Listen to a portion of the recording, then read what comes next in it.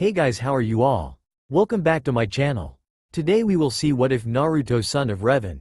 If you enjoy then please like, share and do comments. It was dark out, as usual when the attacks happened for 5-year-old Naruto, but this time there were masked shinobi after him this time, and he was deep in the woods with no way for the old man Hokage to reach him. It had been a simple night for Naruto, as he had decided to stay away from Konoha tonight, having sensed their bloodthirsty aura aimed at him all day, and decided to be someplace where he didn't have to fear for his life. The Hokage normally came to protect him, telling him he was sorry for the attacks, but Naruto knew these attacks were in regards to something about himself, and when he asked about it the old man would lie saying he didn't know. I got to get away before they catch me, thought Naruto, who by the stroke of luck did he have such a lead from these masked shinobi, as they had tripped his cans tied with string alarm, and it gave him the lead he needed to get away before they could pursue. Come back here, demon. We're going to finish what the Hokage started by killing you and sending you back to hell, said one of the masked shinobi heading towards him and was seeable now with the form getting closer. That was another thing that bothered Naruto, as people called him demon, monster, and other assorted names before they would try to hurt him. The Hokage kept interfering, but it still hurt Naruto that they attacked him regardless, and that they seemed to ignore the old man's authority when he was supposed to be the leader of the village. If I make it out of this alive, I am going to get answers even if I have to find them myself in order to get them, and then confront the old man about it, thought Naruto, as he soon came across a large mansion of a house, and none too soon with the two masked shinobi now less than 10 feet away. I got you now, you demon. I don't know why the Hokage shows you such compassion in wanting you to be loved. Monsters like you deserve to be killed, said the one masked shinobi, who had a mask painted like it was a cat, and his partner that of a boar.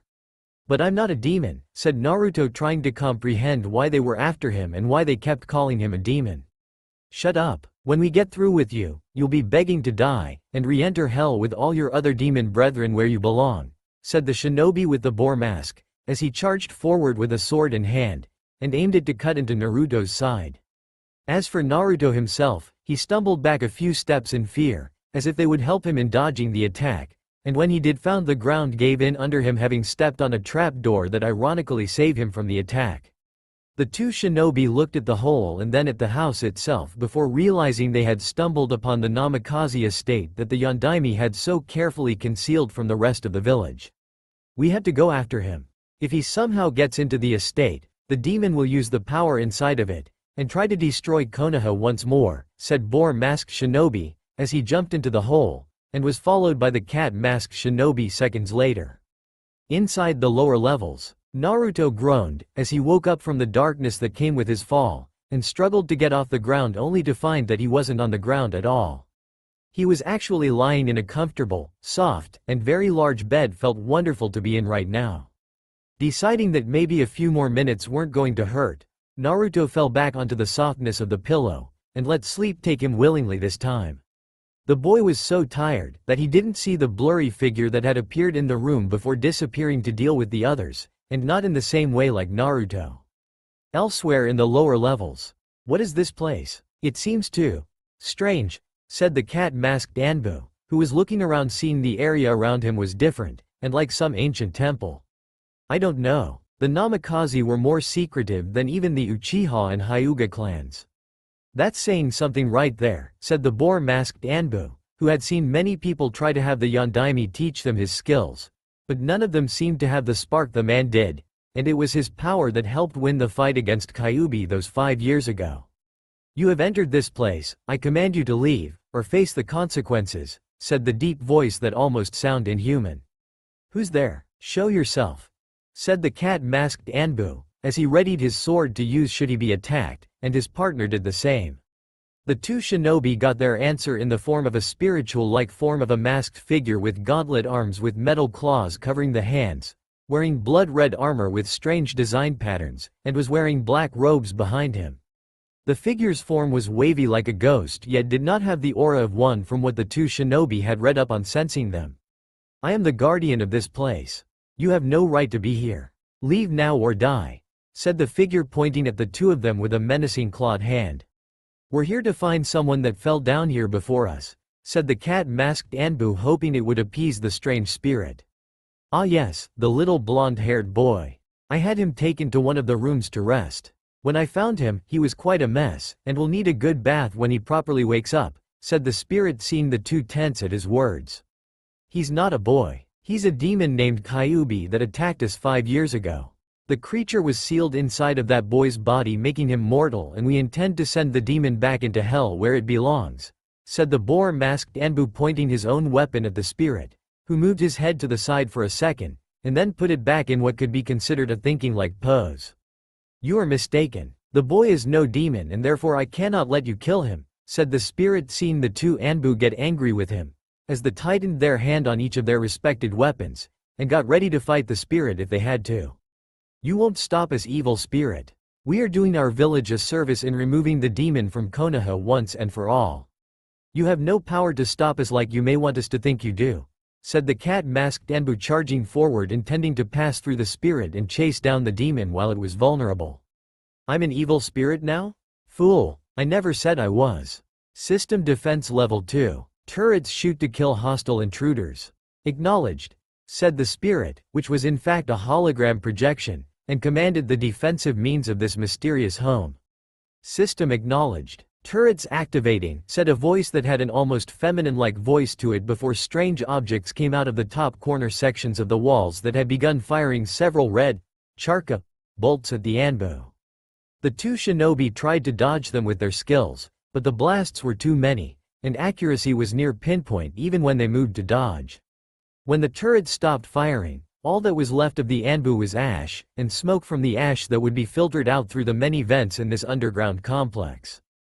Satisfied with the killing done, the projection of the mysterious warrior decided to wait a few hours before seeing the blonde-haired boy, and tell the boy the important news he had for the child.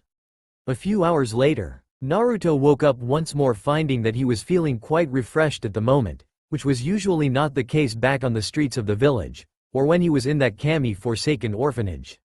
He got the old witch back though, as he set off a huge stink bomb in the place that was mixed with his own waste, and the garbage she would try to make him eat for dinner.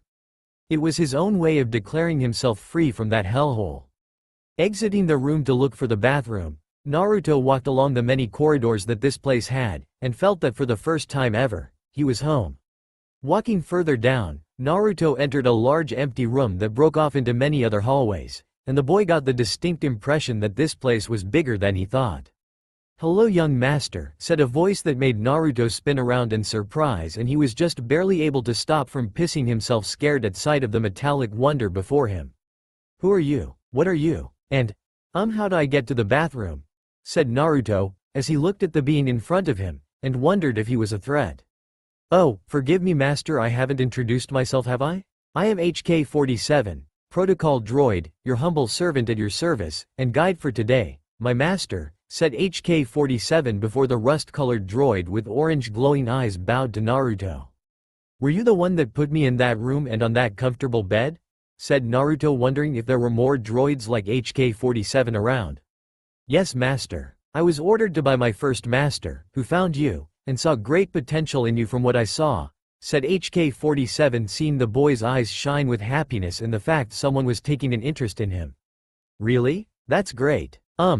Could you point me to the bathroom now? I don't think I can hold it much longer, and I'd rather not make a mess," said Naruto, seeing the droid's eyes glow slightly, as if to indicate its eyes were widening, and then dimmed back to normal. "Of course master. Forgive me, as I forgot all human organisms like yourself have to remove your waste from your body every so often, and that you can only hold it in for so long." "This way master," said HK-47, as he showed Naruto to the nearest bathroom, and let the boy take care of his much-needed business before the child exited. "You have no idea how much I needed that HK. Thanks a lot," said Naruto, wiping off the remaining water after washing his hands clean. "Oh, thank you master, but if you are finished with cleaning yourself, I must take you to a bathroom for you to take a bath in, and get you some new clothes," said HK-47, as his odor sensors were telling him that Naruto had a bad odor around him, and it needed to be removed. "It's not my fault. I don't have a home and I can't exactly go into someone else's home and say, 'Can I use your shower so I don't reek?' Since people hate me so much," said Naruto, his eyes filled with sorrow and pain from his words. "Well master, in my opinion such meatbags don't deserve to have someone like you in their homes, and if anything should be taken to the middle of the village square to be shot in the head, said HK-47, as he saw Naruto's confused expression on his face, and the droid knew that the boy would understand later when he was older. Okay. Oh, you mentioned your master before me. When can I see him or her? Said Naruto, as he really wanted to thank the person who saved him from those two masked guys after him, and possibly work the debt he owed off. After a bath and a fresh set of clothes, master. Follow me please, said HK-47, as he took Naruto to his room only to open a door in the said room that was the bathroom, and had a bathtub in it for Naruto to get clean in. Thanks again HK. Can you tell your master I said thanks too? Said Naruto, seeing the droid prepare the bath and towels for when the bath was done. Of course master. Once you're ready to take a bath, take off your clothes, and put them in here where they will be taken to be cleaned. Your new clothes will be on your bed when you come out, said HK-47 before leaving for Naruto to take his bath in private. Hokage's office. The Sandaime Hokage sighed, as he looked at the piles of paperwork he had just finished, and looked out the window to see the partial view of the monument heads. His successor had wanted Naruto to be seen as a hero for the burden the boy carried inside of him, but the village only made the boy's burden heavier by doing the opposite, and they seemed to enjoy doing so, making the matter worse.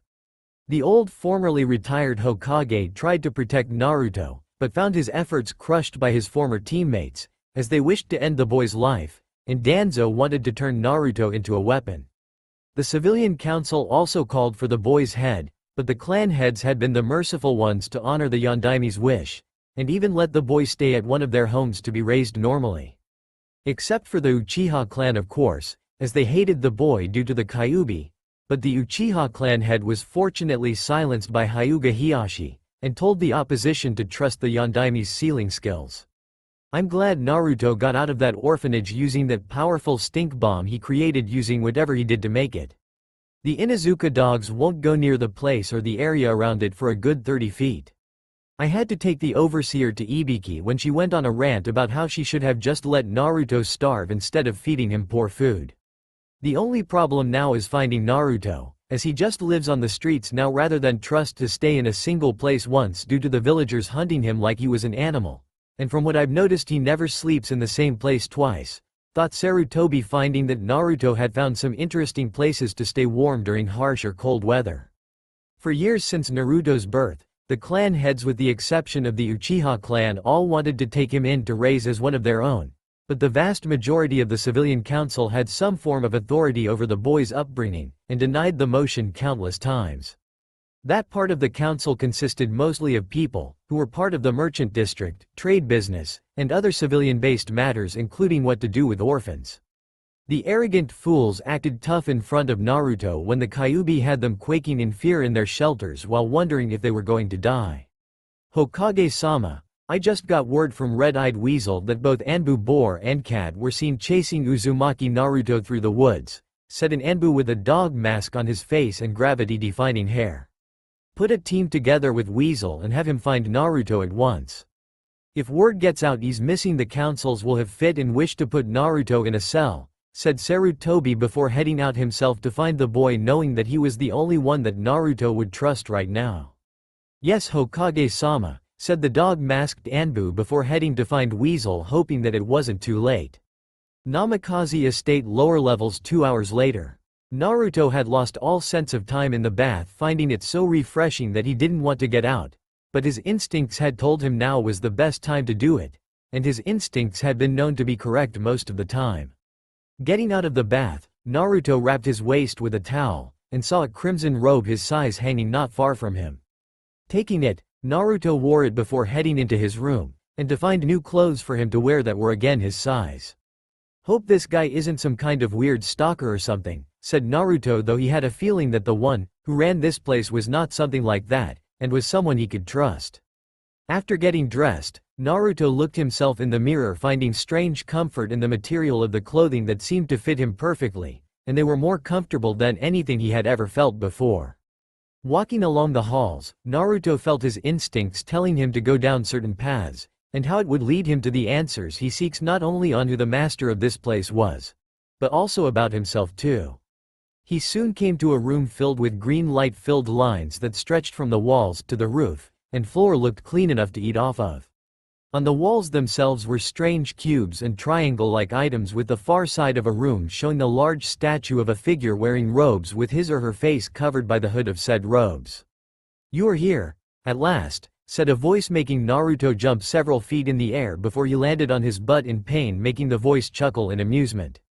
"Hey, that's not funny, pal. You wouldn't find it funny if someone did that to you," said Naruto, getting off the ground while rubbing his rump since the floor was harder than he thought.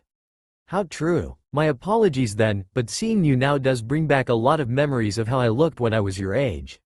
Though I must admit I looked more well fed than you are," said the voice before the figure appeared while looking Naruto up and down, seeing the boy had less meat on the bones than he thought. "Yeah, well, not many places let me eat there, and the one that doesn't overcharge me or give me any rotten food," said Naruto bitterly at the fact that only one place let him eat what was the only he could eat without being possibly poisoned. "Again, my apologies, I didn't know, and if I had I would have done something about it," said the figure, making Naruto look up at the blurry-looking figure in surprise. "How? I mean, you're not exactly solid-looking." "No offense, of course," said Naruto, seeing the figure chuckle at that since it was true. "True as well as observant of you, but I have HK-47 at my command, and he could have brought you to me if I ordered him to. Hence why you found yourself in a bed and not in some place you don't know after an attempt on your life," said the figure, seeing the boy's posture stiffen at this and his eyes looking slightly worried that part of his life was discovered.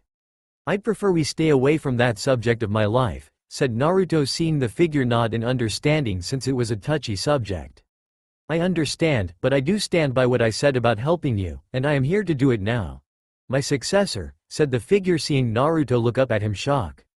"Successor? I don't understand," said Naruto, seeing the figure tilt his masked head before putting it back to its normal straight position. "Not surprising, as you are still young, but I can fix that, and help you become what you should have been from the start. You see, Naruto, I am your ancestor. My name is Namikaze Revan, the founder of the Namikaze clan, and to be more precise in lineage, I am your great-grandfather that helped become one of the key founders of Konoha with the Shoden," said Revan, seeing Naruto's eyes widen at this before doing the only thing he could do with this information. "He fainted. Oh my, it seems the young master has fainted from your presence, master," said HK-47, having made his appearance in the room. "Yes, he has, HK, though given the information he just received, it is to be expected, and I would have done the same thing in his position." "Was there a reason for you coming here?" said Revan during his attention to the rust-colored droid that was his loyal servant. "Yes, master. It has come to my attention that the Hokage has tripped the sensor detectors in the forest area along with a team of what seem to be high-level shinobi. I wanted your advice on how to deal with them given our current situation with what happened earlier," said HK-47, since none of his actions could be done without Revan's approval. "Activate the shield generator. Thickness level set to 75%. Just enough to keep other beings out without killing them, but hurting them for trying, and numbing their bodies in the process," said Revan, seeing HK-47 let out a droid version of a chuckle at such actions. "Oh, I see, using such cruelty to only those that try. Oh master, it's actions like these that make my behavioral core glow," said HK-47 before heading off to comply with Revan's orders. "And now while HK is busy with keeping the Hokage out of my home, I now play the waiting game with my successor, and my first true apprentice in a very long time," said Revan, as the light-filled cubes and the dark-filled triangles on the wall glowed with what almost appeared to be excitement. Outside the Namikaze estate, the old Hokage couldn't believe it. The house he had been welcomed to by his late fire shadow of a successor on very few occasions had somehow raised some kind of chakra barrier, and knocking his tracking team back while disabling them in the process. His two Anbu loyal to him that had the Sharingan eyes used them to see if there was a way to breach the barrier, only to find there was none, and any attempt to physically enter would result in being temporarily disabled. "How do we remove this barrier? I've never seen anything like this before," said the dog-masked Anbu, who found his Sharingan eye useless against it, and wanted to know if Naruto was actually inside of it. "I don't know, but I do know that the councils won't stand for this, and will want Naruto brought under their control. They have been slowly draining all my power for years now, ever since the Yondaime died, and even the clan heads are feeling it now that soon they may have to dance to their tune," said the Hokage, seeing Hitaki Kakashi sigh, as he had learned of Naruto being his sensei's son, But the constant bout of missions he had to take on prevented him from taking the boy in, and councils had been quite upset with the idea of the demon boy learning from the student of the Yondaime in the first place. "There is someone or something coming this way," said Uchiha Itachi behind his weasel mask, making the other two look in his general direction. "What the hell?" said the Hokage, seeing the sight before him to be some sort of puppet painted in a rusty-based color. "Greeting meatbags. Please, allow me to introduce myself to you, and your old meatbag you call a Hokage. I am HK-47, loyal protocol droid, and servant to my master. The very same master, who has taken it upon himself to adopt one Uzumaki Naruto into his family, and give him the nurturing environment needed where he will be safe from the many arrogant meatbags of your village until such time he is strong enough to kill all who stand against him," said HK-47, seeing the group of shinobi gasp at this, since those that knew this was the Namikaze estate knew that they were royally screwed if Naruto learned the truth of his heritage. "I want to speak with Naruto and your master," said the Hokage, hoping he could earn the trust of this droid to be let in to disable the machine and get the boy out of the estate. "Master does not wish for you to enter, old meatbag. He has become most displeased in your ways of treating the younger master and will not let you pass. Trying to would only result in you feeling incredible pain from this shield before you, but if you wish to feel agonizing pain in trying, I won't stop you, and in fact encourage you to try, knowing that when you fail I will see your old body suffer on such an incredible level. It's making my behavior core glow inside right now just thinking about it," said HK-47, making some of the shinobi sweat drop, and wondered if Anko wasn't in the house controlling this thing. "When will I be able to see Naruto again? He's like a grandson to me," said Sarutobi, as he wanted Naruto back under his care, and hopefully keep this incident quiet before the councils got wind of it. "When the time is right, old meatbag. In the meantime, you will have to be patient, and wait to see what becomes of the young master when he reveals himself to you again," said HK-47 before leaving the baffled and heartbroken Hokage to deal with this situation his own way. "Hokage-sama, what should we do?" said Itachi, wondering what they could do and if there was anything they could do.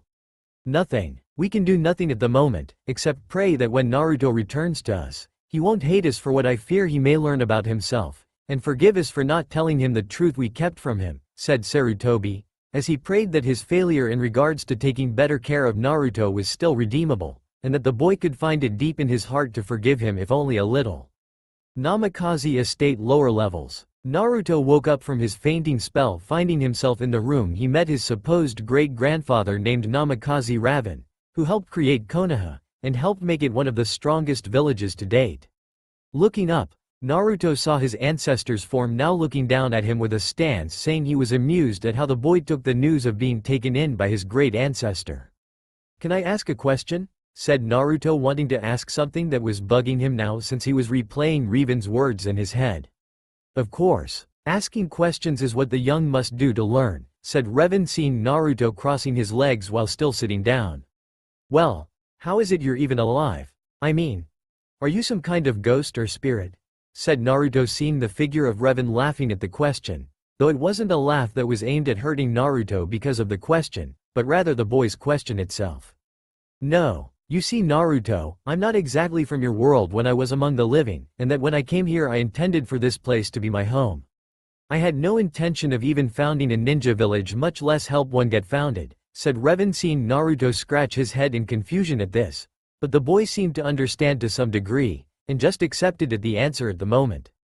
"So you're not a spirit or ghost. Then what exactly are you?" said Naruto, wishing that Revan would just tell him so he could understand. He was young. How hard could it be? "I am a memory. You see these different cubes and triangle-based objects before you?" said Revan, motioning his hand to look around the room. "Yeah, I do, but they glow with a strange light in each of them, and not all of them look pleasant," said Naruto, sensing the dark triangle-based ones seemed to be evil in some way. "Very good. You see, Naruto, what you see before you are the pieces of myself along with my memories that represent your ancestor many years ago that stands before you in this holographic projection," said Revan, seeing the boy again stare at him, confused at what that meant. "So they are like jigsaw pieces that when put together make up you when you were still alive?" said Naruto, as he remembered playing with the jigsaw puzzle that the old man showed him, and when put together made a picture of ramen appear. "Correct again. Each of these holocrons, as they are called, holds a different piece of knowledge my real self left behind before he died, and to be used by his family to be powerful enough to become the strongest of our family. Sadly, as from what I have learned from 5 years of slumber, the last of the Namikaze line has all but diminished with the exception of you Naruto, and through you I see a chance for the family line to continue to survive, said Revan, seeing the boy nod and how Naruto's face was now filled with anger. When I asked Gramps about my parents, he would just tell me they're dead, and try to change the subject. He did the same for when I asked why people hate me so much and why people try to hurt me. Do you know why they hate me? Said Naruto, looking up at Revan, who seemed to be hesitant about answering, but decided that he couldn't make the same mistake as the Hokage did. I do, Naruto. It is something that will be difficult for you to hear since the man, who is slightly responsible, is also a member of your family, though it was never meant to be done intentionally, and in the end had to be done, said Revan, seeing Naruto now had an eager look on his face. Tell me, Revan-sama, please, said Naruto, bowing before his ancestor, wishing to learn what so many have deprived him of over the years. First off, Naruto, don't call me that until we're training, and if not that, then simply just call me master, since you will be my apprentice since your father. Speaking of your father, I have to regretfully tell you that he was the one responsible for making the village hating you when he wanted them to see you as hero, said Revan, seeing Naruto look at him with wide blue eyes that absorbed this information fully. A hero? Why would he ask them to do that when they do the opposite? Said Naruto, wondering what possessed his father to do whatever it is he did. I assume that you know story 5 years ago pertaining to the attack by one nine-tailed demon Lord Fox known simply as Kyuubi, said Revan, seeing the boy nod while his mind thought back to what he remembered. Yeah, how the demon was killed by the Yondaime, right? Said Naruto, having heard the story from the old man, who told him it, and how the demon was defeated on his birthday of all days. He didn't kill the demon, Naruto. The creature lives inside of you. The Yondaime Hokage sealed the Kyuubi inside you, said Revan, seeing Naruto's eyes widen in full-blown shock at this news, and tears began to form in the boy's blue eyes. What? Me? Why? Why me? Said Naruto, his mind filled with so many thoughts, his heart now filled with betrayal, and with it both were filled by hate. He couldn't entrust this task to no other, Naruto.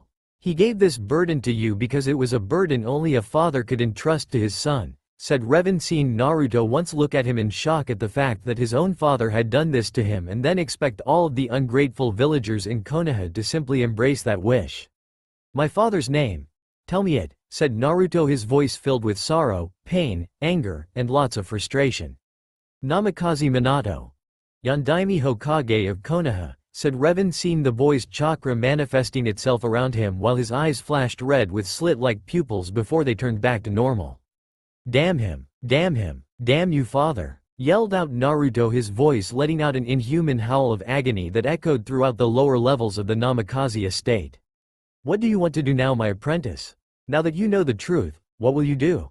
I have no intention of not training you in my arts or that of your father's, but I have a right to know what you will do, and how you intend to do it, said Revan, as he felt the chakra, and the force itself echo the boy's pain, making all who felt that power tremble in fear of it.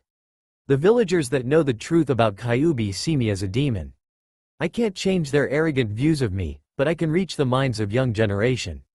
The ones that are not poisoned by their parents, the ones who do not have hate in their hearts, and turn the younger generation against old.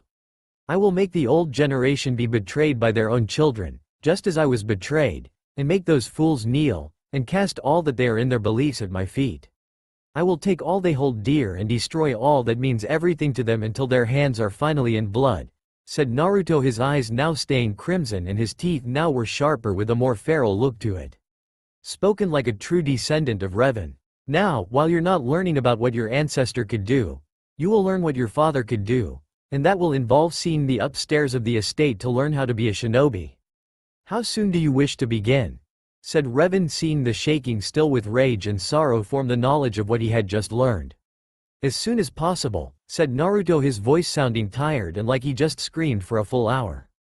Very well, we will begin sometime tomorrow in this room. First, you need to get some form of food in your stomach, and then get some more rest.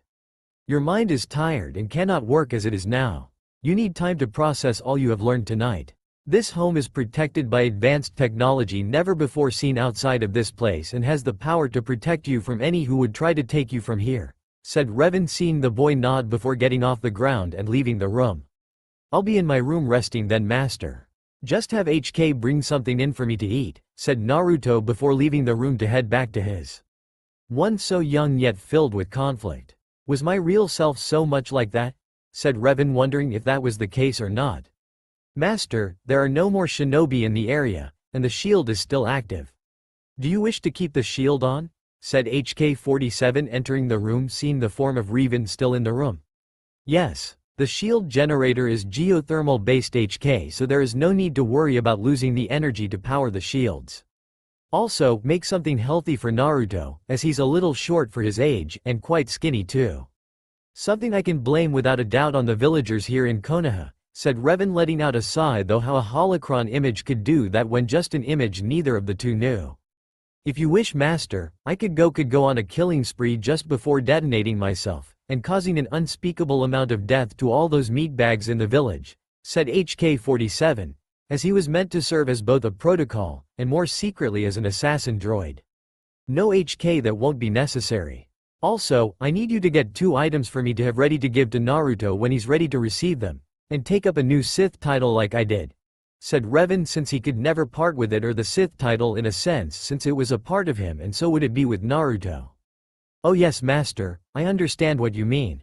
I will prepare the young master's meal and then get the items you want me to get, said HK-47 before turning to complete his given task. Hokage Tower Meeting Room. It had been a late-night meeting for everyone in the room, and the councils didn't like it one bit, despite that it was a law that the Hokage had the power to summon them along with the clan heads on matters of great importance. This was of course one of those times, especially when it concerns Naruto, who had been topic of many discussions, and the old Hokage believed there would be many more in the near future. The fact they all sensed the powerful spike of chakra was also a factor too. This is inexcusable, Hokage-sama, said a fat member of the civilian council, who like most of his fellow council members were mostly overweight, and had a gut that could rival an Akamichi if they tried. I agree. The boy should have been given to me to use as our prized weapon, said Danzo, now getting nods from Homura and Kaharu that made Sarutobi frown at them. Perhaps he should have been shown kindness and love like the Yondaime wished. Or is going against the dying wishes of a Hokage not low enough for you? Said Hiashi, seeing the various members of civilian and shinobi council scowling at him with the Hyuga returning it. Tend to your own family, Hiashi, and stay out of matters that don't concern you, said the Haruno Hidoshi, a civilian council member, who was a successful merchant of middle class, but with a high-class voice that made sure everyone heard his name, and that they paid attention to him whether they wanted to or not. I am Haruno, and I suggest you do the same with your family. Right now we have an even bigger problem to deal with, as Uzumaki Naruto has stumbled upon his family's home that you wanted to deprive him of since he was born, and now that he's discovered it, he will no doubt learn the truth about the Kyuubi in him. Whoever this person is that dwells within the Namikaze estate is clearly a lost member of the clan, or else they would not have had access to the estate itself. Minato made sure traps, seals, and various other defenses were in place to keep power-hungry shinobi away from the house. I seem to remember a few Uchiha had been caught in said traps when they tried to break into the Namikaze estate, said Hiashi, seeing the Uchiha clan head Fugaku glare at Hiashi with sheer venom behind it. That power should be given to the Uchiha clan for safekeeping. We have mastered everything else, so why not complete it with knowing how to use seals, said Fugaku, who thought that such power should be in the grasp of the Uchiha clan, and not in an old compound collecting dust. Because we all know that such power doesn't belong to you, period. If you want to take up sealing, learn how to do it like the rest of the potential seal-making apprentices out there. Don't expect your Sharingan to do everything for you, said Hiashi, seeing Fugaku activate his Sharingan and aimed it at the Hyuga head, who resisted its gaze with his Byakugan, and showed no fear towards the red eyes. Enough. It's clear that the two councils and clan head made a mistake in letting this issue go concerning Naruto.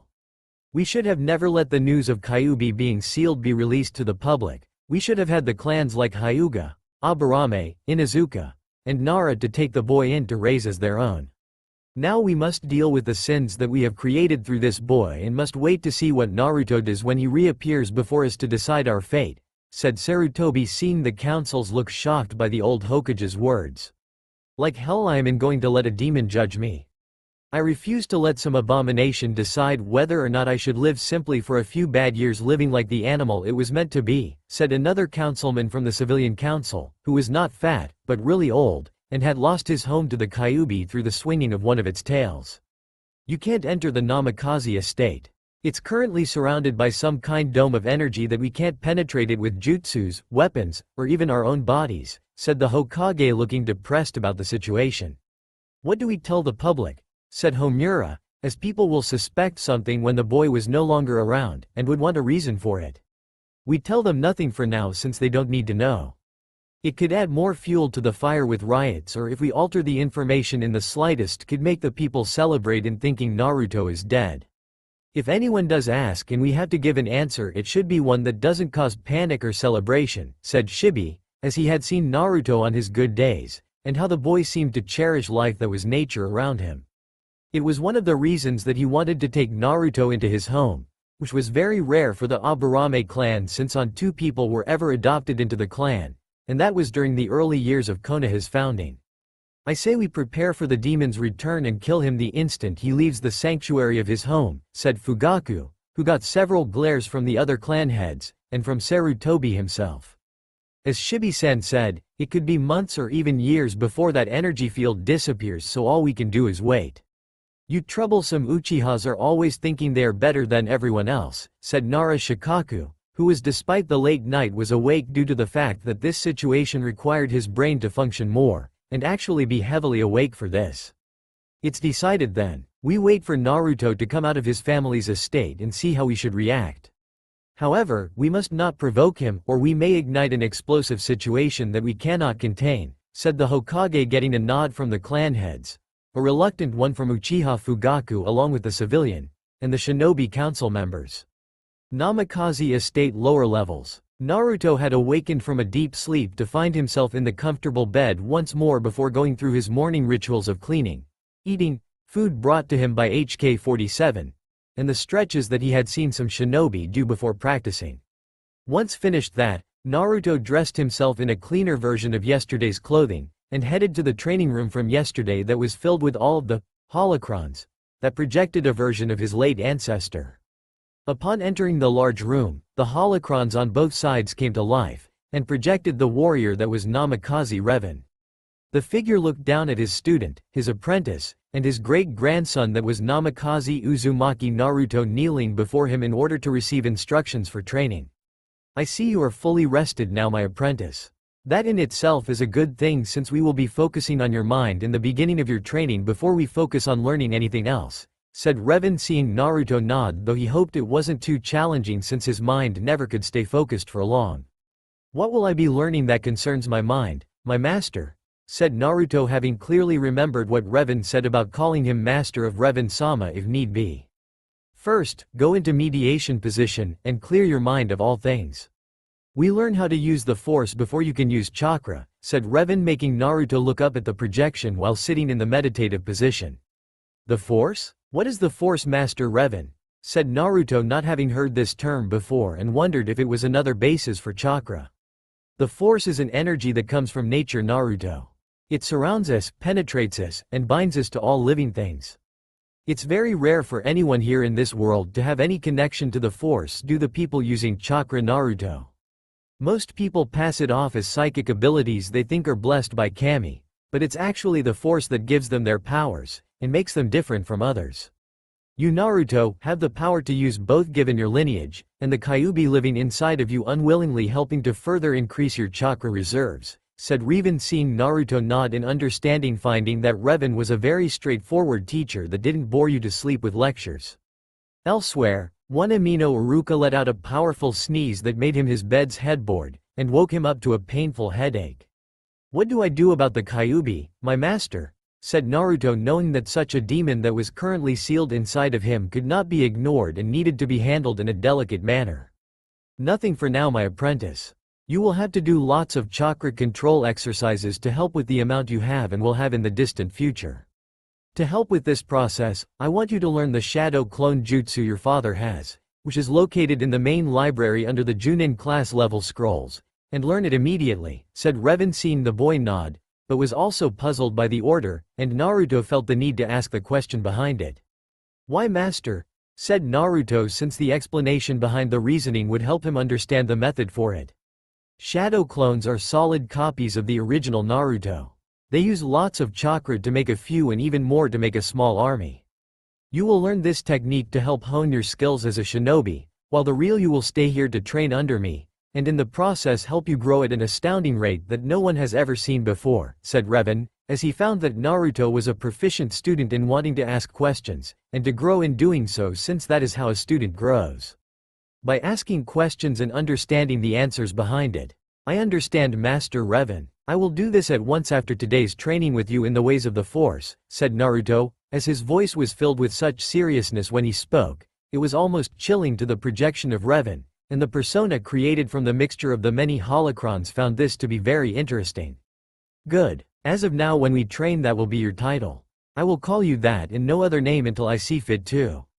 When I have deemed you strong enough, I will give you a title that reflects you through the Force, as many masters have done with their apprentices during my time, and it will be the name you will be known by during your time out from these walls to many, with your real name known to a few, said Revan, seeing the boy nod while still kneeling on the smooth floor.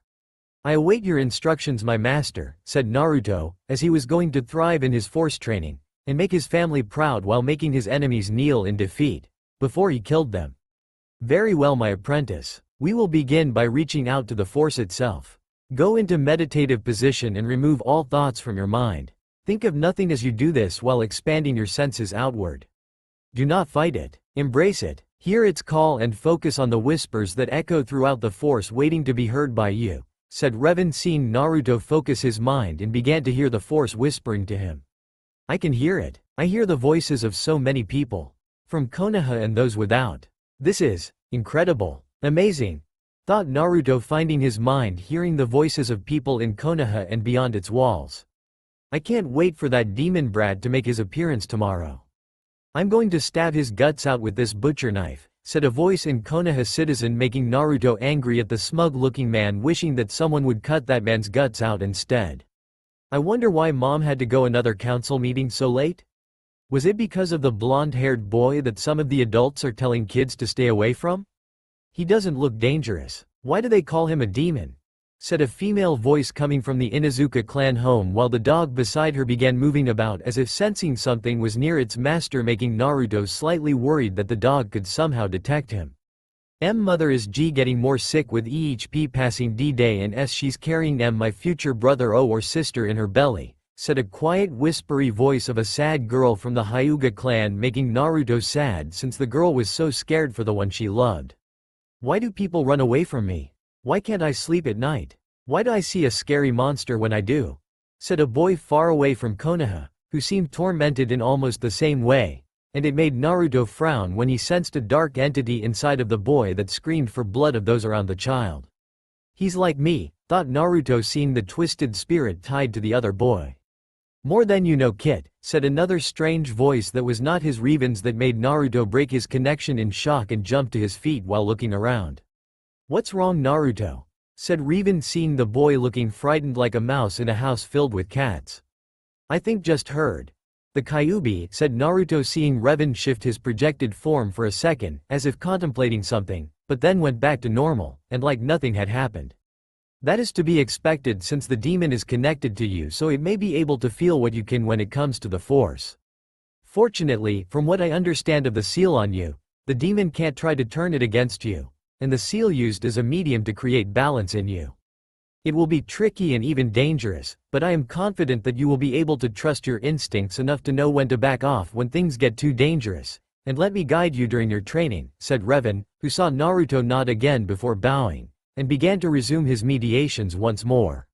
What should I do if I encounter Kyuubi again, master? Said Naruto, as he let his very being covered by the power of the Force, and find himself back where he was originally. Show no fear, be mindful of facing the beast, and do not bend its demands no matter how tempting the offer is, said Revan, watching his student carefully while going into mediation. What if the offer is true? Said Naruto, throwing out a hypothetical question out to the projection of his master. Relay the offer to me and I will decide if it has value, said Revan, as any offer by the Demon Lord could be a trick, and the best way to deal with it was to speak to him. "Yes, my master," said Naruto, diving deep into the force again only to find himself in a dark place filled with ankle-high water. It was a good thing Naruto was wearing combat boots, or else it would feel weird. "So you've come here.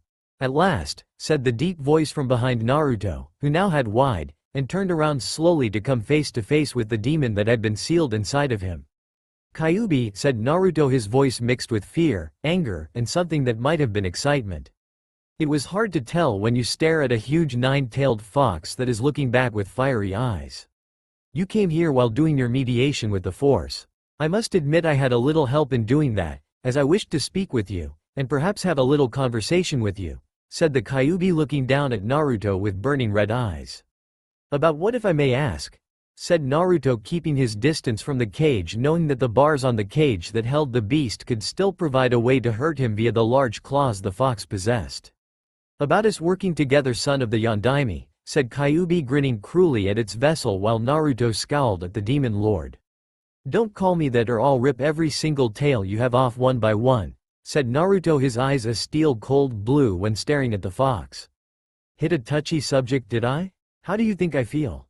Tell me, Kit, what do you know of the Sharingan?" said the Kyuubi, seeing the boy frown at the question. "Nothing. What is it?" said Naruto, seeing Kyuubi's playful smile leave its face before it became serious looking.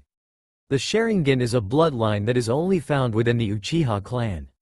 A clan that I helped create after a Hyuga branch member begged me to free him from cage bird seal like a whimpering puppy. This same Uchiha named Madara summoned me to attack Konoha against my will.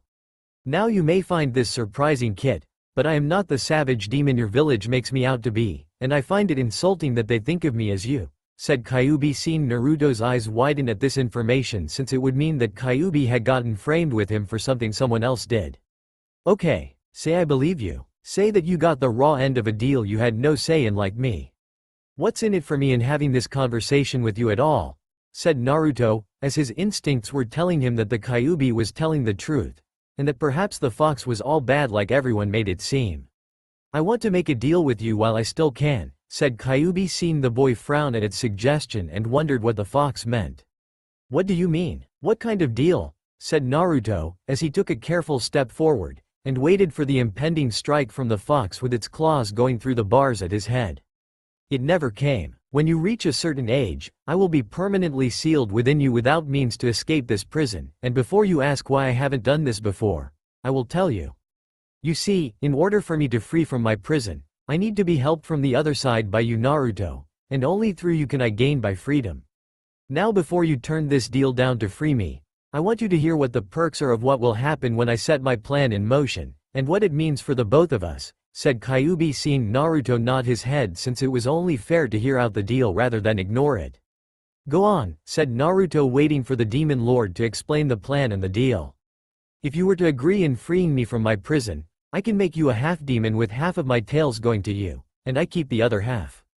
Now while I will be free to the outside world, I will still be tied to you, and will still give you the other half of my tailed power. I will gain it back eventually, of course, but only after the tails I have go back to you, and you get it all. I will be the equivalent of a servant to you until such time that I am truly free from the seal, when all my tails are given to you. The end result will make you a demon lord like me, but not until you are at least 18 years of age, when the physical body has fully matured, and reaches its prime performance level," said Kyuubi, seeing the boy take all this information in and seemed to be thinking about it. "How long until the deadline for this deal ends?" said Naruto, as he wished to talk to Revan about it and see if he should proceed. 3 years from now, when the moon turns blood red," said Kyuubi, seeing the boy nod before turning to leave this place in his mind that allowed him to speak to Fox. "Before I accept your deal, I wish to talk this over with Master Revan, and if he feels that you are in fact pure in your intentions, then we will proceed with this plan. However, if your words regarding this plan are filled with poison, I will not speak to you again, and wait for that day when you are finally no more," said Naruto before leaving fully and exiting his mind. "Don't worry, Naruto-kun. I can wait a little longer, and my intentions are pure despite the cautionary steps you wish to place between us. When time comes, I will be free, and when I do, the fun can begin for the end for the old generation of Konoha, just like you envisioned," said Kyuubi before transforming into its human form that was the age of a late 16 maybe early 17-year-old, who was now naked, of the female gender with flowing crimson hair, and tails that moved to cover her private areas. Oh yes, Kyuubi could wait, and when the waiting was done she would see to it had all that had been foreseen in the distant future came to pass. Several years passed for Naruto, as he stayed in the Namikaze estate living in upper levels, and the lower level when he was too tired from training to head up to his other bed. During that time, Naruto had learned much in terms of using chakra, jutsus, and the ways of the force taught by his multiple holocron-made teacher. Unfortunately, when it came to learning about being a shinobi, Naruto found that he had to learn while doing, as he didn't trust the old man to teach him anything if the shield were let down, and the risk of the Hokage abducting Naruto if given the opportunity was too high. Still, Naruto persevered through it all, using his father's notes, books, and everything his baka of a father had in the house that would make him a skilled warrior of the shinobi arts. When Revan asked why follow in his father's footsteps as a shinobi, Naruto told the holocron-made image he wasn't, and that he wasn't becoming a shinobi. He would become a Jedi like Revan had been, but also use the shinobi arts when they were needed, and it couldn't hurt to have them should he become drained from constantly using the force too much. During the years that passed, Naruto used various swords before moving up to training level lightsabers to perform the various sword arts, and the hand-to-hand combat moves Revan learned during his time in the Mandalorian Wars. The fighting style was a mixture of Echani fighting and Mandalorian combat training that made it all the more potent in itself. Revan told Naruto that each skill he uses with the Force is aligned to either the dark side or the light side, with each giving the user unique powers. So far, Naruto had learned how to heal with the Force using the light side, and hurting people using Sith lightning with the dark side. Though as Naruto later learned, the Sith lightning takes a lot out of a Force user despite having lots of hate in his system from multiple factors, and needed to be controlled better. In addition to this training, Naruto also learned more about his ancestor, the Republic, the Jedi, the Sith, and the Mandalorian Wars Revan fought in only to get thrown into a Jedi civil war not long after. Naruto didn't understand this Jedi Council, as those that judge you without being on the front lines of war had no right to judge, and it reminded Naruto a lot of the two councils in Konoha that always tried to judge him because of Kyuubi. Revan also told Naruto about the original HK-47, how he was created many years ago by Revan to be an assassin droid while disguised as a protocol droid, and had always had a high form of bloodlust even for an assassin droid. Of course, Revan had also explained that unlike the original HK-47, the one that was in the house no longer added the words, statement, or query, before saying sentences that were as such, and had modified the current HK-47 to speak without doing such things. Through the years during his time mediations, Naruto felt various echoes throughout the Force from within and from without Konoha. From within, Naruto sensed pain from the Hyuga household from a shy little girl named Hinata, and had recently been granted a little baby sister named Hanabi. However, it came at the cost of losing her mother, and giving her the now grieving father a means to vent his anger out on her for the loss. The man knew it wasn't her fault, but Hinata was hated for the terrible loss of her mother all the same, and her cousin Neji was not much help either after losing his father due to an incident with Kumo a few years back when Hinata was 3 years old. Another soul Naruto sensed in pain was a purple-haired woman named Anko, who hated the fact people thought she was her backstabbing sensei, and treated her as such. She had been attacked several times by villager and shinobi alike, with only the Sandaime along with another scarred man named Ibiki protecting her.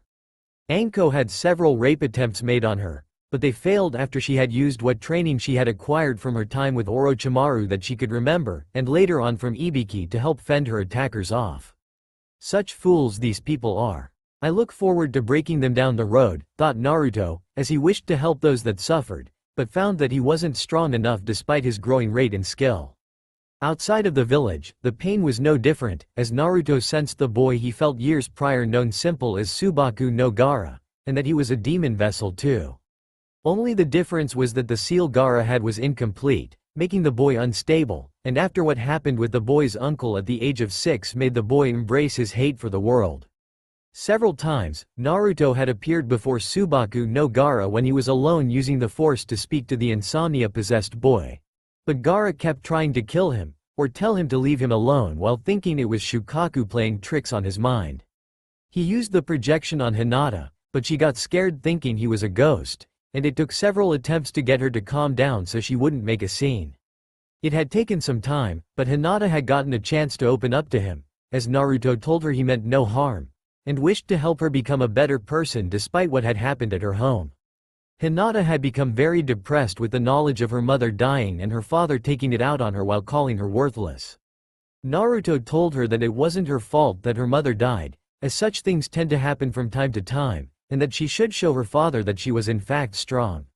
When Hinata asked for his name, Naruto told her to call him the Namikaze, and to keep their conversations a secret since no one would believe them. The only problem Naruto had was the projection itself being a pain to do even in Konoha, where he tested it out further on cold windy nights, spooking citizens into thinking there were ghosts about, and scaring them half to death.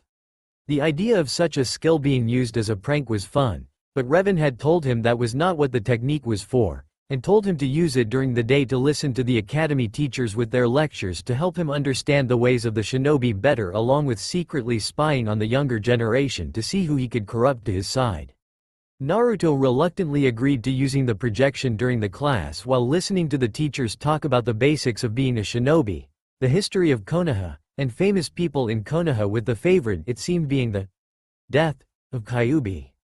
Naruto hated those particular lectures, as they went on how the Yondaime was able to slay the stupid demon, and while Naruto had no love for Kyuubi at the moment despite the deal she presented, he hated the people of Konoha even more. Interestingly enough, Naruto found that with further concentration, he could use the force in the classroom to create a little bit of chaos, and prank the stupid teachers in the classroom without mercy. One in particular prank that was quite possibly his favorite, as well as by possibly the most draining to do, was making a teacher lose control of his or her bowels, and have them crap their pants during one of their lecture. The teacher would make a loud farting noise, which would get the attention of the students in the class, and see the brownish stain leaking through the teacher's pants. The doctors and nurses of Konoha were stumped by this and thought it might be some kind of stress-related disease done from teaching students at the academy for so long.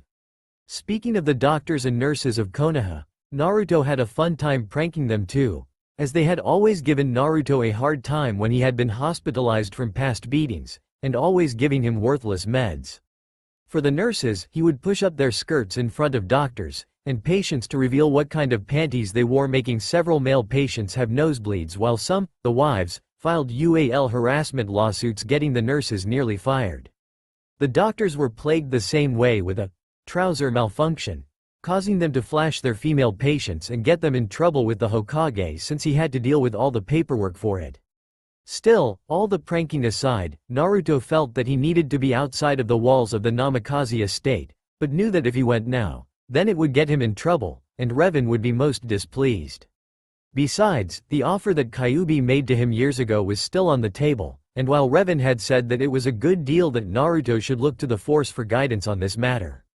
So Naruto did. Like Revan had been when he was alive, Naruto could see a glimpse of the future, and the outcome of his actions by accepting or rejecting the offer while waiting those few years to determine the outcome. From what the visions showed, the offer was indeed true, as Kyuubi did want freedom, and was willing to give up her power for it while knowing that she could get it all back later on, even if she was still tied to Naruto during that time while being his servant. When Naruto consulted the holocron image of Revan with his findings, the image of the once great Jedi considered that Naruto should take the offer, and become a half-demon before ascending to that of a full demon in years to come. The village was going to see him as a demon anyway, so why not let them have their wish and give them one? Naruto decided to take the Kyuubi's deal while in the open field of his estate to give him the needed room to prevent any damage to be done to the house. Naruto's mindscape. So you finally showed up. After several years of waiting, I actually suspected you were going to turn me down, and let me die slowly inside of you, said Kyuubi, now in her giant fox form, despite him knowing she was a female demon by seeing her human form from his visions when mediating. Sorry, I was busy with my training and your offer was something I couldn't just accept right away, said Naruto, as Revan had warned him about giving into temptation when doing so did more harm than good, and told him to learn to control such thoughts. For nearly 3 years? Less than a week before time was up, said Kyuubi, who raised a large fur-covered eyebrow at him, and Naruto just shrugged. I need to be cautious when it comes to making deals. I had to look into the future to see if the events of such an agreement would be by undoing or a blessing. Would you prefer I not take you up on your offer without so much as not telling you at all until I had to speak with you again? Said Naruto, seeing the look on Kyuubi's fox-like features, and he knew that she agreed with him even if she wouldn't admit it. Point well taken. So you want to make the deal, correct? Said Kyuubi, as she needed to willingly agree to this, and actually say he agreed, so it was all legit. Even Kami had eyes in this place. Yes, I, Namikaze Uzumaki Naruto, willingly accept your deal made by you, Kyuubi no Kitsune, to become a half-demon, and later into a full demon in exchange for giving you freedom, said Naruto, as he had learned much in his father's library about demons, and the deals they make in exchange for certain things they themselves could not achieve. The deal has been made and agreed to. For this to work, I must claw you with my mark to prove that the deal is official. Step forward to receive the means to become a half-demon, said Kyuubi, who now moved slightly closer to the cage, and waited for Naruto to be within striking distance. I am ready. See you on the outside, said Naruto, as if he were talking to an inmate, and the said inmate just got out for good behavior. Same goes for you too, Naruto-kun, said Kyuubi, making Naruto's eyebrow rise just before the fox demon struck with her claws, piercing his right shoulder, and then sent a massive pulse of demonic chakra into it, make the mark that would be on him forever like a scar. Though to most it would look like a tattoo. Naruto screamed out in pain, staggering back as he did in his mindscape, knowing that he was physically feeling this on the outside, and spraying blood all over the room where his master was. Clutching the massive wound, Naruto felt the whole place around him begin to change. His body was feeling out of place, and his very consciousness strayed out of what realm of time he was in. Hokage Tower. Hokage's office. Sarutobi here is inside at the mountain of paperwork involved for keeping Konoha alive in order to run the village, which lied in this abundant pile of dead trees that were remade into writing material. Originally, the councils were supposed to do their own paperwork before sending it to the Hokage to approve each stamp they made on each document, but over the years the councils had taken liberties in giving all the work to the Hokage to do, and they get to do whatever they wanted. Hardly a fair trade. I get stuck doing paperwork while they all relax and plot to destroy the last of Minato's legacy, thought the Sandame, as he wondered if things could get any worse for him, and if there was, would it please take him away from the paperwork. People should really be careful what they ask for.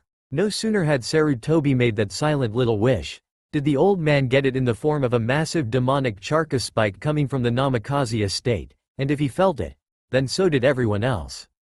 It wasn't as potent as what was felt years ago, but it was still pretty massive, as the amount given off was more than enough to wipe Konoha off the face of the planet, and all that dwelled within it.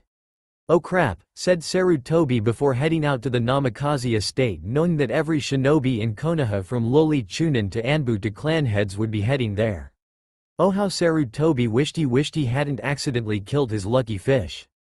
Namikaze estate. The once retired Hokage arrived with what seemed hundreds if not all the shinobi within the village at the large estate that once belonged to the Yondaime, still covered by the ever-strange energy dome.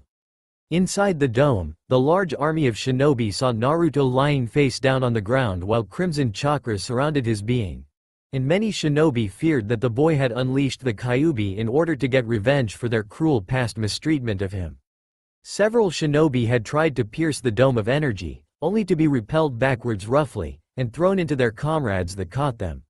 What do we do, Hokage-sama? Said Kakashi, as he had left Anbu to become a Junin to possibly teach a genin team. Pray, said the Hokage in a whisper, as the manifestation of the Kyuubi's face appeared above Naruto's fallen form, roaring with rage and power before landing next to Naruto, and creating a physical human body manifestation. I'm free. Yes, said Kyuubi in her human-looking form, with her now human-sounding voice, as she bounced around happy to be free from her cage, and out in the world once more. At that moment, all the male shinobi seeing her got an immediate nosebleed, and flew off in all directions at the sight of her naked female body.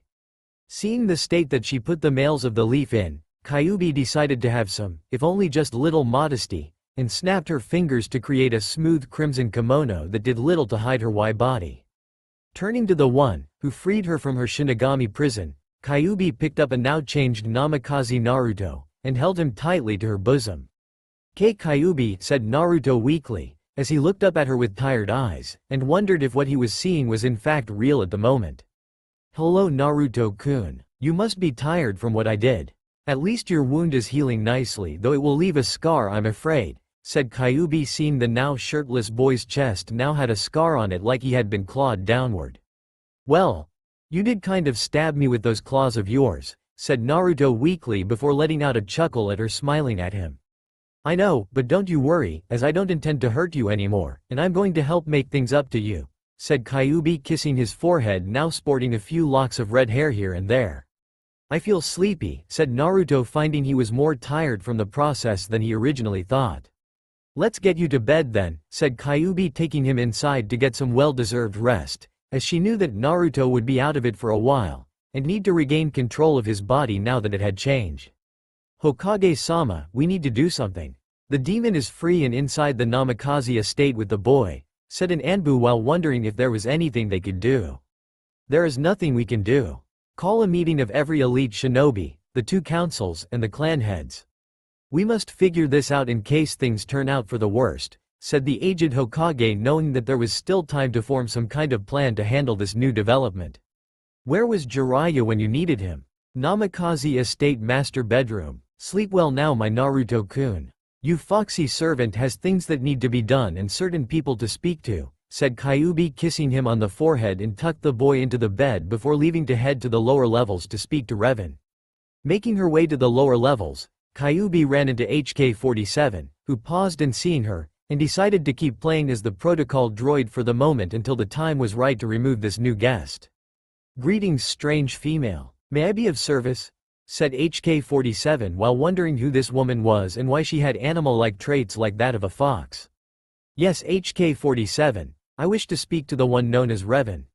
I am the former demonic tenant of one Namikaze Uzumaki Naruto, known to many as Kyuubi no Kitsune, said Kyuubi, seeing the droid process this information. Ah, I see. You are the demon fox the younger master is hated for. Such a shame he had to go through all that pain because of those arrogant meatbags in the village. I do hope you intend to kill nice chunk of them before letting the young master have his chance at the rest, said HK-47, as he escorted Kyuubi to the room where Naruto spoke to Revan while learning all he could about the Force and the man's past. No sooner had they entered did the holocron projection of one Namikaze Revan appear before them with his arms crossed and looking at Kyuubi. I take it the deal worked and Naruto is in fact alive?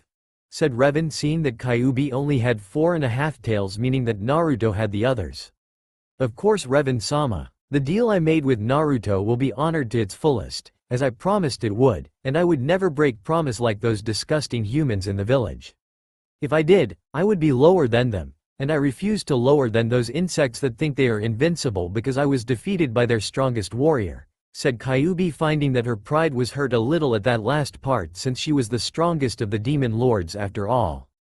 Good. However, this action may have complicated things, as HK has informed me of the estate sensors detecting an army of shinobi arriving here upon your freedom to no doubt investigate the situation, and have seen you regain your lost freedom. When Naruto has recovered from this trial, I want you to train him in the demonic arts that he can learn with what tails he has, and then help him relearn what he already knows. The latter part shouldn't be too difficult since it's like riding a bike, so I want you to do that part last with him, as I need him to be learning from you without the help of the shadow clones, and relearn everything from scratch, said Revan, which meant that Naruto's connection to the Force would need to be retested all over again. Of course, but before I do that, I want to have a little fun with Konoha again, as I rather like the pranks Naruto pulled on the people here, and want to help continue it while he's busy sleeping, said Kyuubi, grinning wickedly at Revan, and the figure simply nodded in understanding. Very well. Though if things get too much for you Kyuubi, I want you back here where it's safe, and they won't try to use you in some way to get Naruto away from here. You are not as strong as you were before, and while they will be cautious at first, it will only take one of them to exploit it when seen, said Revan, knowing that Naruto had wanted to give Kyuubi the benefit of the doubt concerning the deal she made to him years ago. But even still, the chance of the demon still having ulterior motives was a high probability, and she would have to be watched more carefully until a solid amount of proof showed that she was indeed trustworthy. Oh goody. I look forward to making their lives miserable before Naruto-kun does it himself, said Kyubi, letting out a wicked chuckle leave her mouth and then have it become an evil laugh with her eyes glowing crimson red. Master, it would seem that the fox-based female is having one of those moments, which are similar to mine when I planned to harm an arrogant meatbag, and is going to carry it out with extreme efficiency, said HK-47, as he still didn't understand the term, demonic. But in his own databank's definition, it basically meant someone who has the will to do unspeakable things to another, and caused almost unlimited amount of pain to another with little to no remorse. Yes, HK, I believe she is, said Revan, as Kyubi walked out of the room while rubbing her clawed hands together, and looked anxious to inflict some manner of sadistic pain on someone. Hokage Tower. So the demon is finally freed from its prison. I knew the Yondaime was a fool. Such a creature like the Kyubi cannot be contained no matter how skilled the seal master, said Uchiha Fugaku, as he scowled at the situation in front of him, and how the many attempts to have the boy killed turned down. Perhaps this wouldn't have happened had we been nice to the boy rather than calling for his death, and the constant hunts for him on his birthday, said Sarutobi, seeing the many people in the room squirming uneasily, as they had been responsible one way or another in the boy's mistreatment, and those that didn't were still nervous given they knew nothing of the boy's mental stability. Or instability for that matter. What do you purpose we do then? Shower him with presents? Beg for forgiveness? We beat the demon once before and I say we can do it again. All we need to do is to summon the Shinigami again and reseal it up again before actually killing its tenant soon after, said Homura, getting nods from the civilian council and the shinobi one too. And who to you purpose performs the sealing again, Homura-san? You? Me? Someone here that has little to no sealing experience? The only one that could do such sealing would be either the Yondaime or Jiraiya of the Sannin, but neither are here at the moment despite fact that Kyubi's power was felt throughout the elemental countries, and is now returning to investigate, said Hiashi, looking on at the council members trying to do some stupid idea that would do doubt fail, and everyone would pay the price for it. In the time that his wife had died not long after giving birth to Hanabi, Hyuga Hiashi had become cold, almost cruel to his eldest daughter Hinata, and belittled constantly. However, recently during the most recent years, did Hinata grow stronger again, but still kept her caring nature that was frowned upon by the elders, and what Hiashi himself had been drawn to in regards to his late wife. She had been the same way, telling Hiashi that the cage bird seal was cruel, and earning the respect of the branch family for her open beliefs in going against such a cruel seal.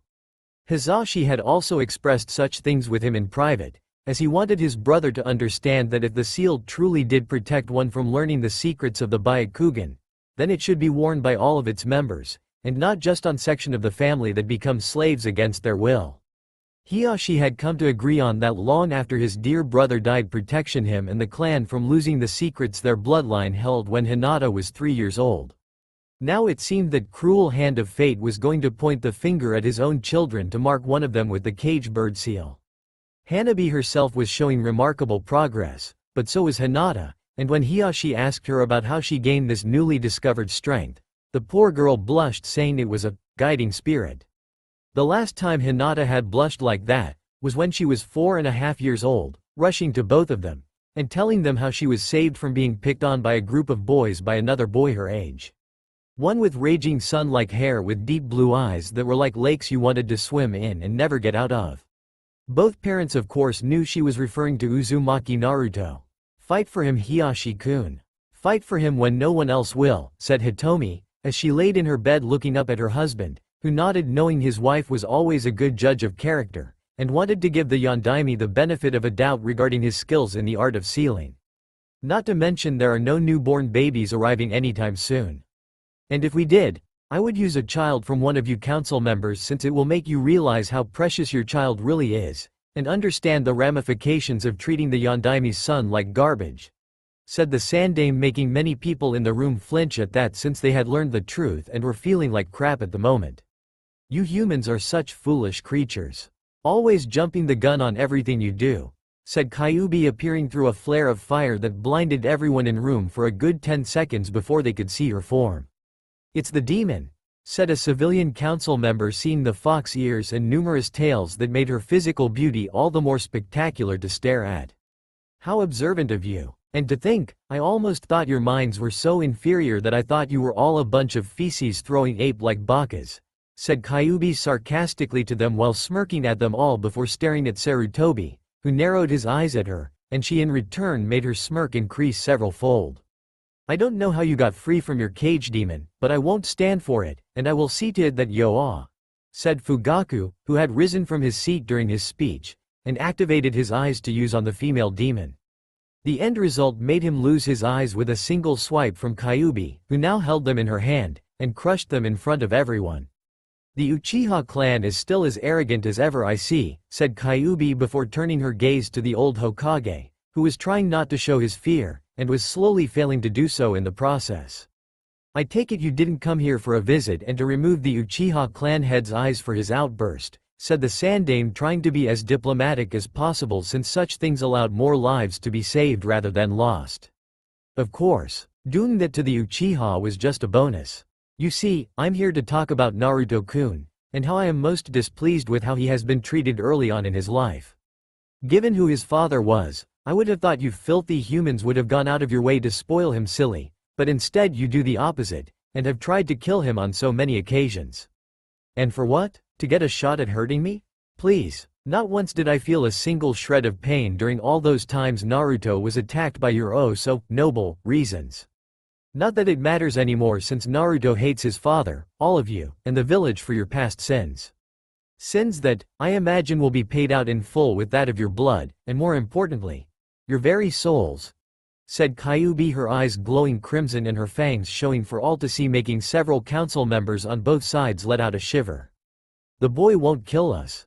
It would be trampling on his father's legacy, as the defender of this village, and hero to Konoha, said Kaharu, not liking how this demon stood before them and wished the creature would just die. Oh, he won't, will he? How do you know? Did you befriend him? Did any of you try to take him in when the orphanage was making him miserable? Did you give him food that wasn't spoiled? Who here actually gave a damn about my vessel when I was inside of him to shield him from the villagers and shinobi that tried to kill him time after time? Said Kyuubi, folding her arms under her nicely shaped breasts while glaring at everyone in the room. You're right, none of us have truly tried to befriend him, said Sarutobi dejectedly, as he took off his hat to run his hand through his white aged hair, and the look in his eyes showed only sorrow. Hokage-sama, don't let this demon push us around. You must defend the honor of this village and Konoha's people, said Danzo, trying to gain some form of support from those around him for sticking up for them when the Hokage wouldn't. Why, what Kyuubi has said right here in this room is 100% true. Minato told us with his dying breath that Naruto was to be seen as a hero, to be loved as a hero should for what he held inside, and instead we do the opposite with the civilian council using its power to prevent Naruto from having what was his inheritance. You Danzo wanted to use the boy like he was some weapon to control, and it was because I turned it down that you decided to side with them on the matter with my two teammates in your pocket, said Sarutobi, looking at his former teammates with a heavy glare, making them look away with a scowl on their faces. How right you are, old-looking Hokage.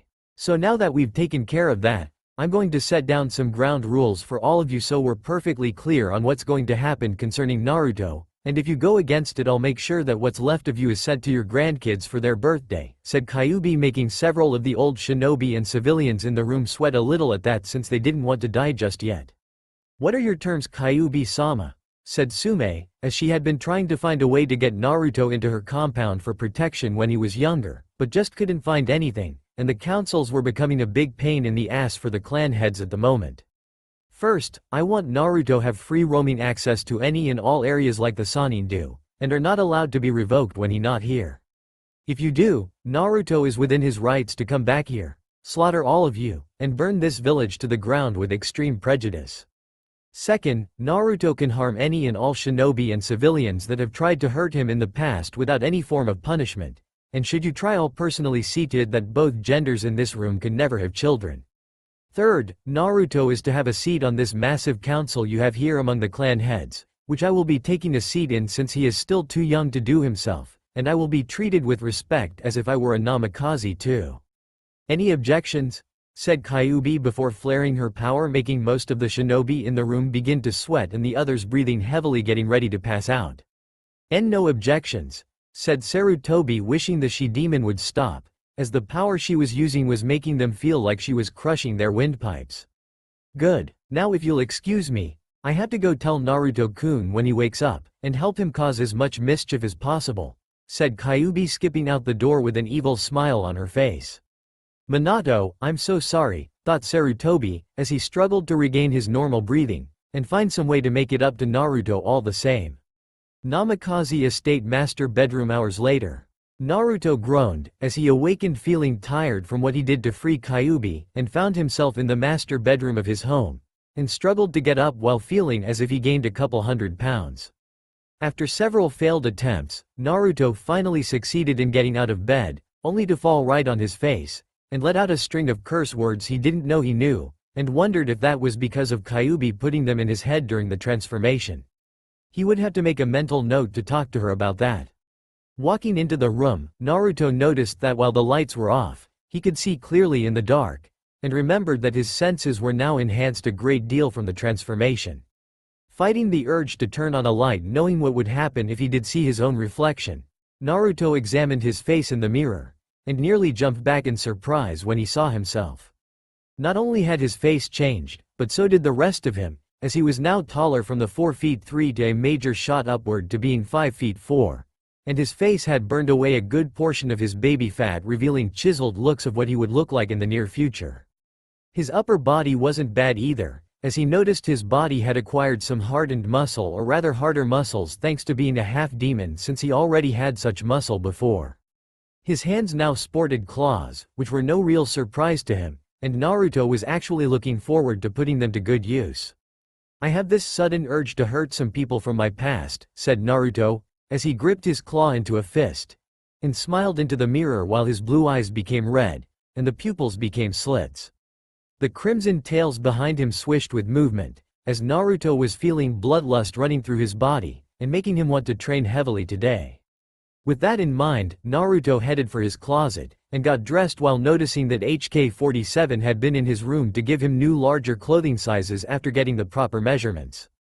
Something that Naruto was grateful for, since he didn't want to wear tight clothes that made him feel tighter down south, which from what he saw looked longer than before, and for some reason felt proud of it. He needed to have a talk with Revan about that.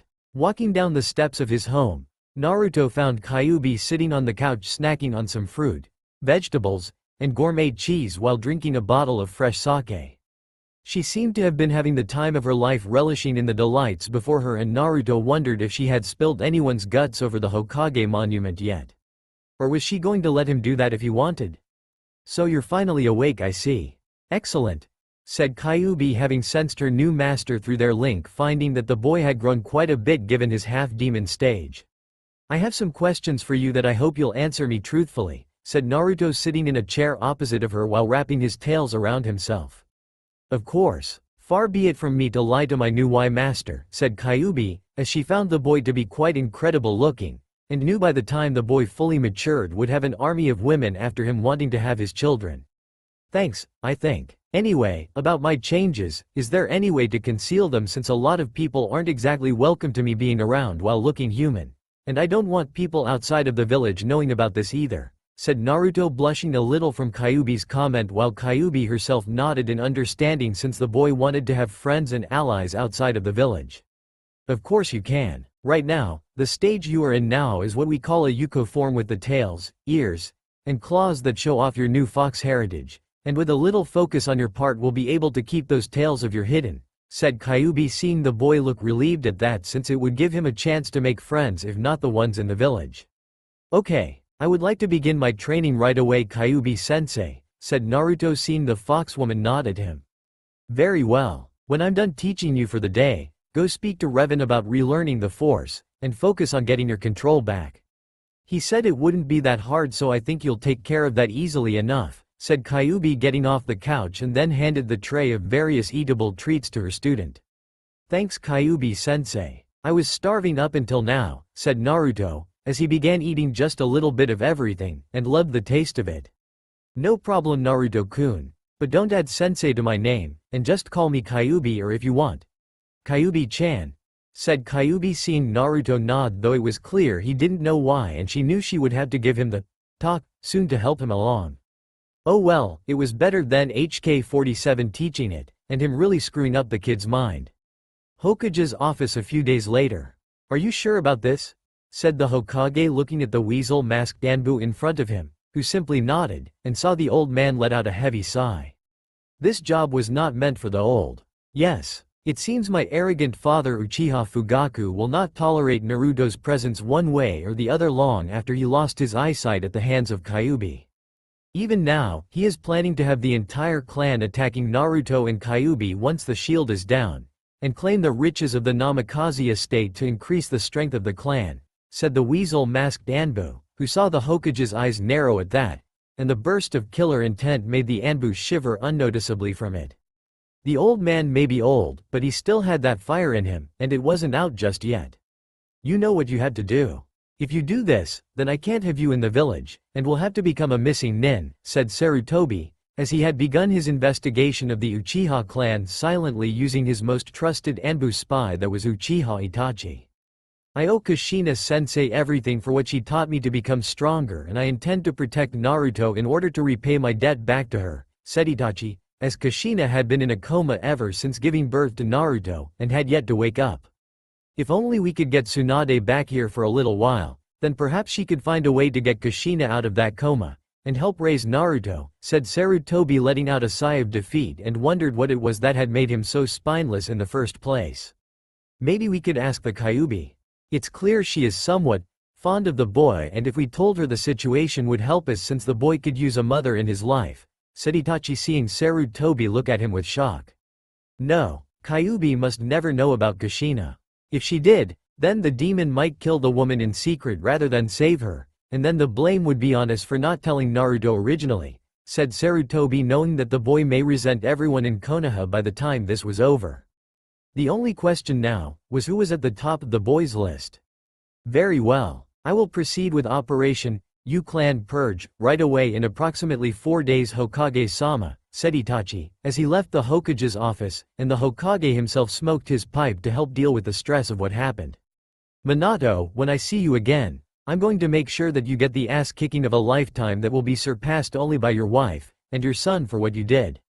Always thinking with your heart and not your head was your flaw in life, just as it was one of your greatest strengths too, said the Sandame, as he looked out at Konoha with its people all running around doing their own thing, not realizing that a terrible force, ironically of their own creation, was about to descend upon them. Namikaze Estate 3 days later. Kyuubi watched as Naruto worked himself ragged the past couple of days since training started, and was impressed by his determination to push himself to the point of being unconscious. In a way, Naruto was the ideal student any teacher would give their right arm for, as he absorbed information like a sponge, and then manipulated it in a way that it would work for him if the traditional way didn't. I don't have to be sadistic in my training methods, the boy embraces them willingly, and it's almost frightening, thought Kyuubi, as she had done her fair share of making every bit of Naruto's training harsh, but the boy kept coming back for more, as if to say he did not care about the pain, and just kept on getting up for more. As Revan expected, Naruto took to his training like fish due to swimming in water, and everything he had learned when training in the shinobi arts. Basically, it was everything that it was before, only, well, easier in a sense, and progressed at an astounding rate. Since that was the case, Kyuubi decided to teach Naruto more about his demonic powers, and how they were connected to nature itself. She also taught him how to fight in her taijutsu style known as the Kitsune Fist, which when incorporated into what Naruto already knew made his skills in hand-to-hand combat unmatched, and were devastating to say the least. Kyuubi also told him how to control his Yuko form by channeling his human chakra while keeping his demonic chakra down to allow the transformation to go smoother. Kyuubi told him that when he became a full-fledged demon in the future, he would be able to change into a full human-like form at will, and simply pass off his traits as a bloodline limit. Which was why he stood before Revan without tails, his fox ears gone, and his clawed hands normal with a slightly sharp edge to them, just so he could feel some part of his demon side still active if just undetectable to anyone else. Revan himself was surprised how fast the boy had progressed in his training, but then realized it shouldn't be any real surprise, since Naruto was a Namikaze, and of the actual Namikaze Revan's descendant. I am pleased to hear from what Kyuubi has told me of your training, you progressed well, and the same can be said for learning to understand your new force powers, said Revan, seeing his apprentice nod and smile at him in accepting the compliment. Thank you, master. I understand you have a present for me, said Naruto, as HK-47 had told him he was getting a gift, and that it was a surprise. Yes. HK, bring in the case, said Revan, with HK-47 coming in at the command of his holocorn projected master. Yes, master. Here is the case you requested, said HK-47, as he presented a small metal case, and handed it to a curious Naruto. When Naruto opened it, the case revealed 2-cylinder lightsabers, and looked at each of them with awe at the design. Those at one point were the original Revan's lightsabers, said Revan, seeing the boy hand the now empty case to HK while getting a good feel for the 2 lightsabers in his hands. I wouldn't recommend activating the lightsabers just yet, young master. It's been many years since they were last used and require some repair work to make them operational again, said HK-47, since he didn't want those weapons to activate and blow up, taking him apart in the process. Good point, HK. I'll go to the workshop area and get the needed parts to update these, said Naruto, as he felt his hands practically tingling while holding onto these items, and for some reason they felt right to have in his hands. Smart move, Naruto. HK, you will help Naruto get the needed parts, and help him with any questions he may have regarding the repairing of his lightsabers, said Revan, as he emphasized on the word his, to make it clear they were Naruto's from now on, and that they would be from this day forward until another Namikaze came along many years later should history repeat itself. Yes, master, said HK-47, as he motioned Naruto to follow him to the workshop, and Kyuubi would have followed. Except Revan made a small hand motion for her to stay a moment.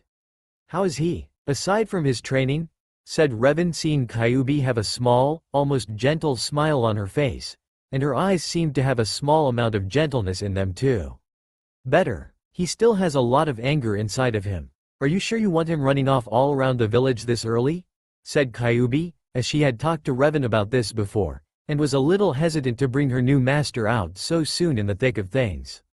We can't keep him here forever, and the boy will have questions that will be needed to be answered concerning his family, more importantly about his mother, said Revan, as Naruto had confided in the holocron about wanting to know about his mother, and what became of her. Revan had of course told Naruto that the only one that could answer that was the Hokage, and that he would have to ask the old man for answers regarding that. I know that much. I already got Naruto-kun lots of privileges that only the Sannin could have or possibly get away with.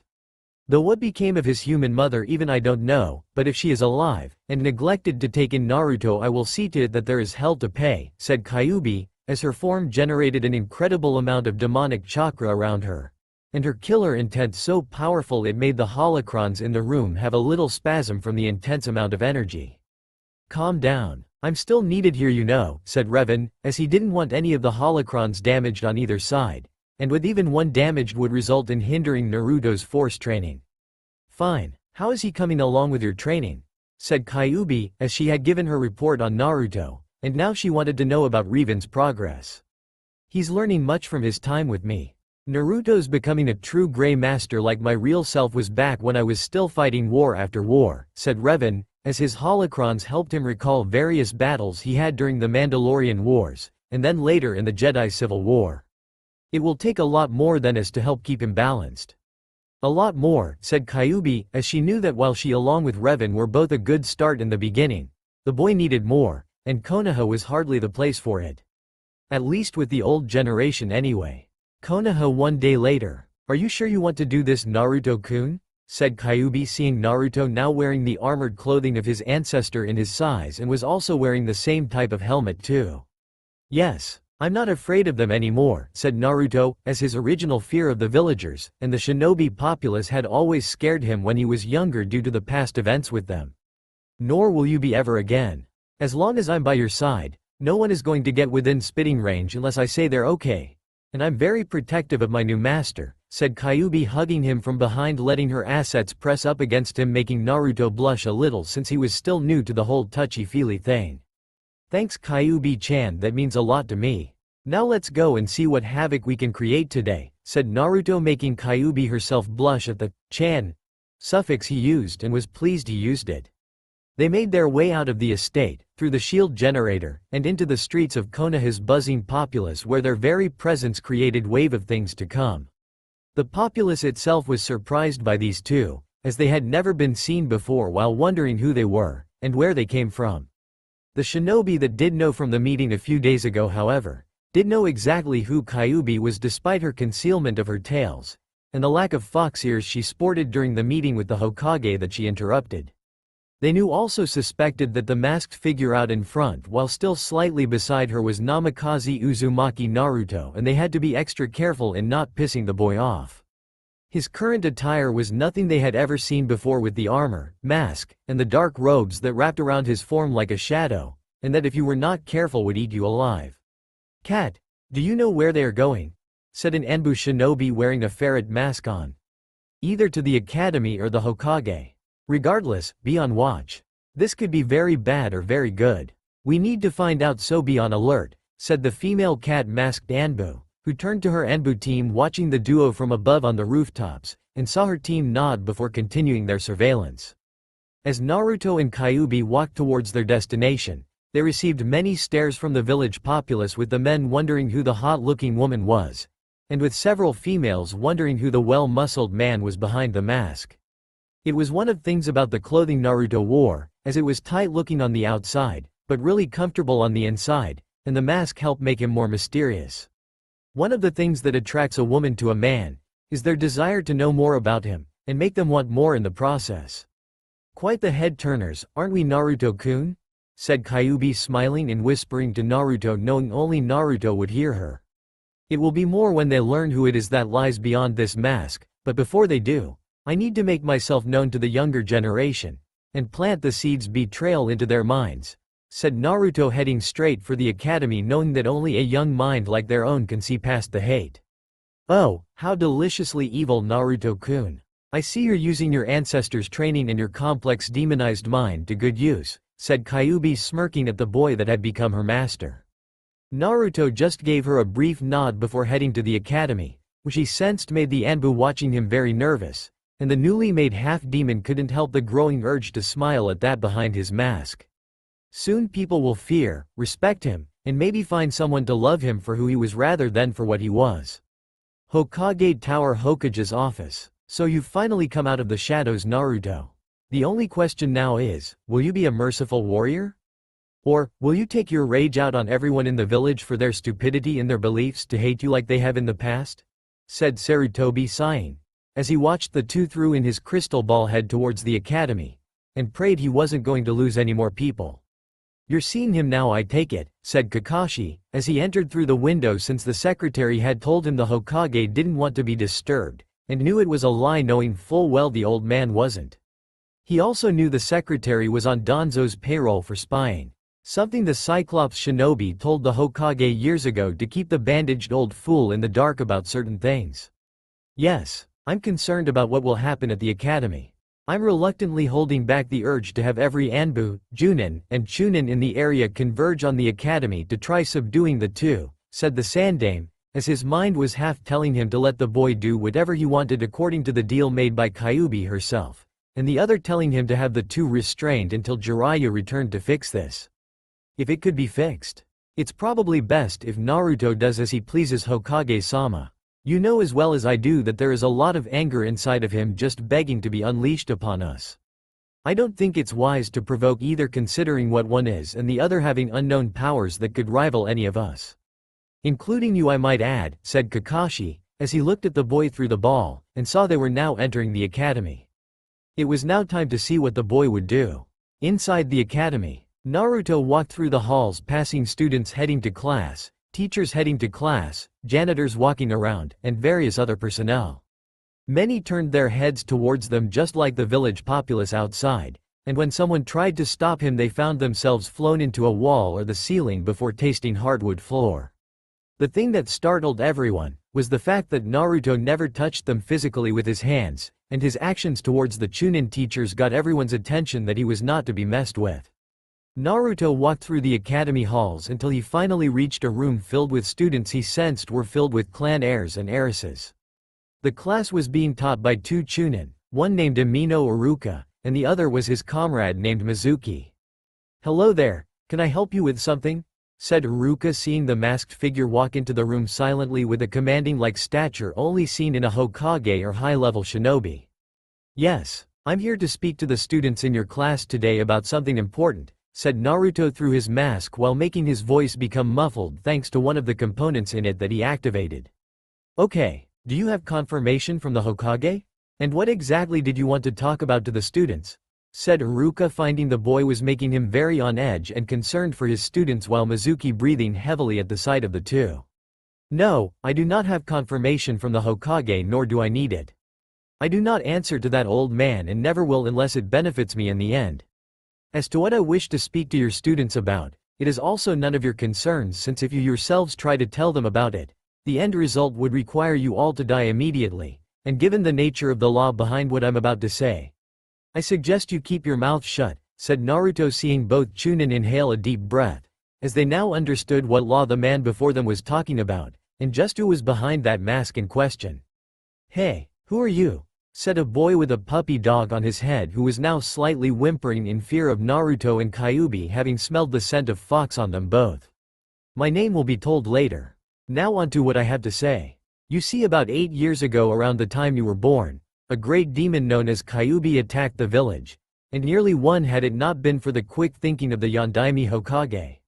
He gave his life to defeat the great demon lord at the cost of his own life, but he didn't kill it, as your parents may have told you, or when you heard this part of it in your history class. What they told you regarding that is nothing more than a lie, said Naruto, making the students gasp at this and whisper to each other at why people would lie to them like this. If the demon wasn't destroyed, then where is it, and why would the adults lie to us in the first place, said Shikamaru, who found the man's presence troublesome to such a level he couldn't sleep, and the woman beside him had a look in her eyes that put the Nara's mother to shame.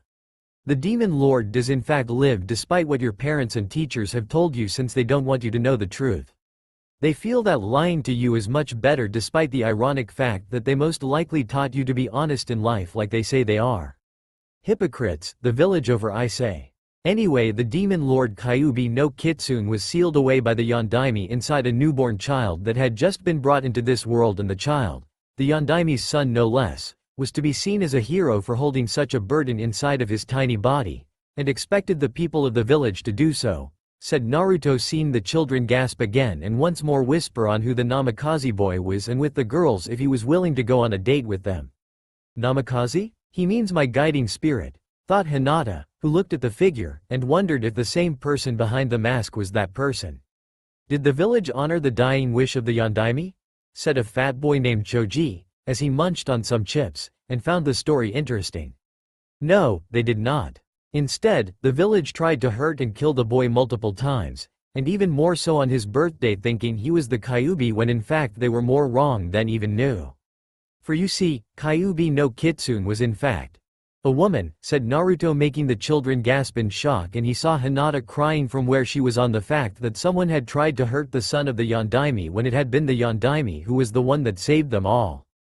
Their actions are illogical, irrational, and would not be tolerated by the Hokage that is now the Sandaime, said Shino, having understood his fair share of historical politics. Agreed. However, the Hokage made a law so no one other than the vessel himself can tell you this information, and the penalty for anyone else that knows about the Kyuubi being inside of him that tells you is death without trial. However, as you can see, not many people have died in the past 8 years because the two councils have been using their power to override such orders for people, and it acts as encouragement for them to keep trying. What does that tell you? Said Naruto, making the children go into deep thought, and even the Nara was focusing hard on what he had just heard. That the two councils are abusing their powers for their own ambitious gains to usurp the Yondaime's wish and the Sandaime's command law he left for people in the village to follow, said Shikamaru, his eyes focused in concentration at this point. Correct. Said Naruto, giving a clap to the Nara to signify he got it right while his claw-like gauntlets made a metal clinking noise. Wait, you said that the law was passed, so if anyone other than the Namikaze spoke of this, then that person would be put to death. And since you just did that, wouldn't that mean you have to be killed now? Said Yamanaka Ino, as she wondered how the man was going to get out of this one, and if not, would he have to die in front of them? She hoped not. No, I am immune, said Naruto, seeing the confusion from the group. Immune? How? Said Uchiha Sasuke, as he wanted to know, and like any Uchiha he always got what he wanted. Simple. I am Namikaze Uzumaki Naruto, said Naruto, removing his helmet, revealing raging blonde hair with stakes of red, semi-chiseled face, his whisker, birthmarks, and his blue eyes filled with an intensity that surprised everyone in the room. It's him. It's really him, thought Hinata, as her eyes filled with joy, and her pale face became that of a crimson blush. It's Naruto, thought Iruka, shocked at this turn of events, wondering why he hadn't seen it before. It's the demon boy and that demon bitch Kyuubi as well, thought Mizuki, snarling at the two since he had no love for either of them. Surprise. Now if you will kindly turn your attention to this lovely woman in front of me, I would like to introduce you all to the one, and the only Kyuubi no Kitsune, said Naruto, making the students' eyes bug out of their sockets and fainted on the spot. Though Hinata fainted for other various reasons.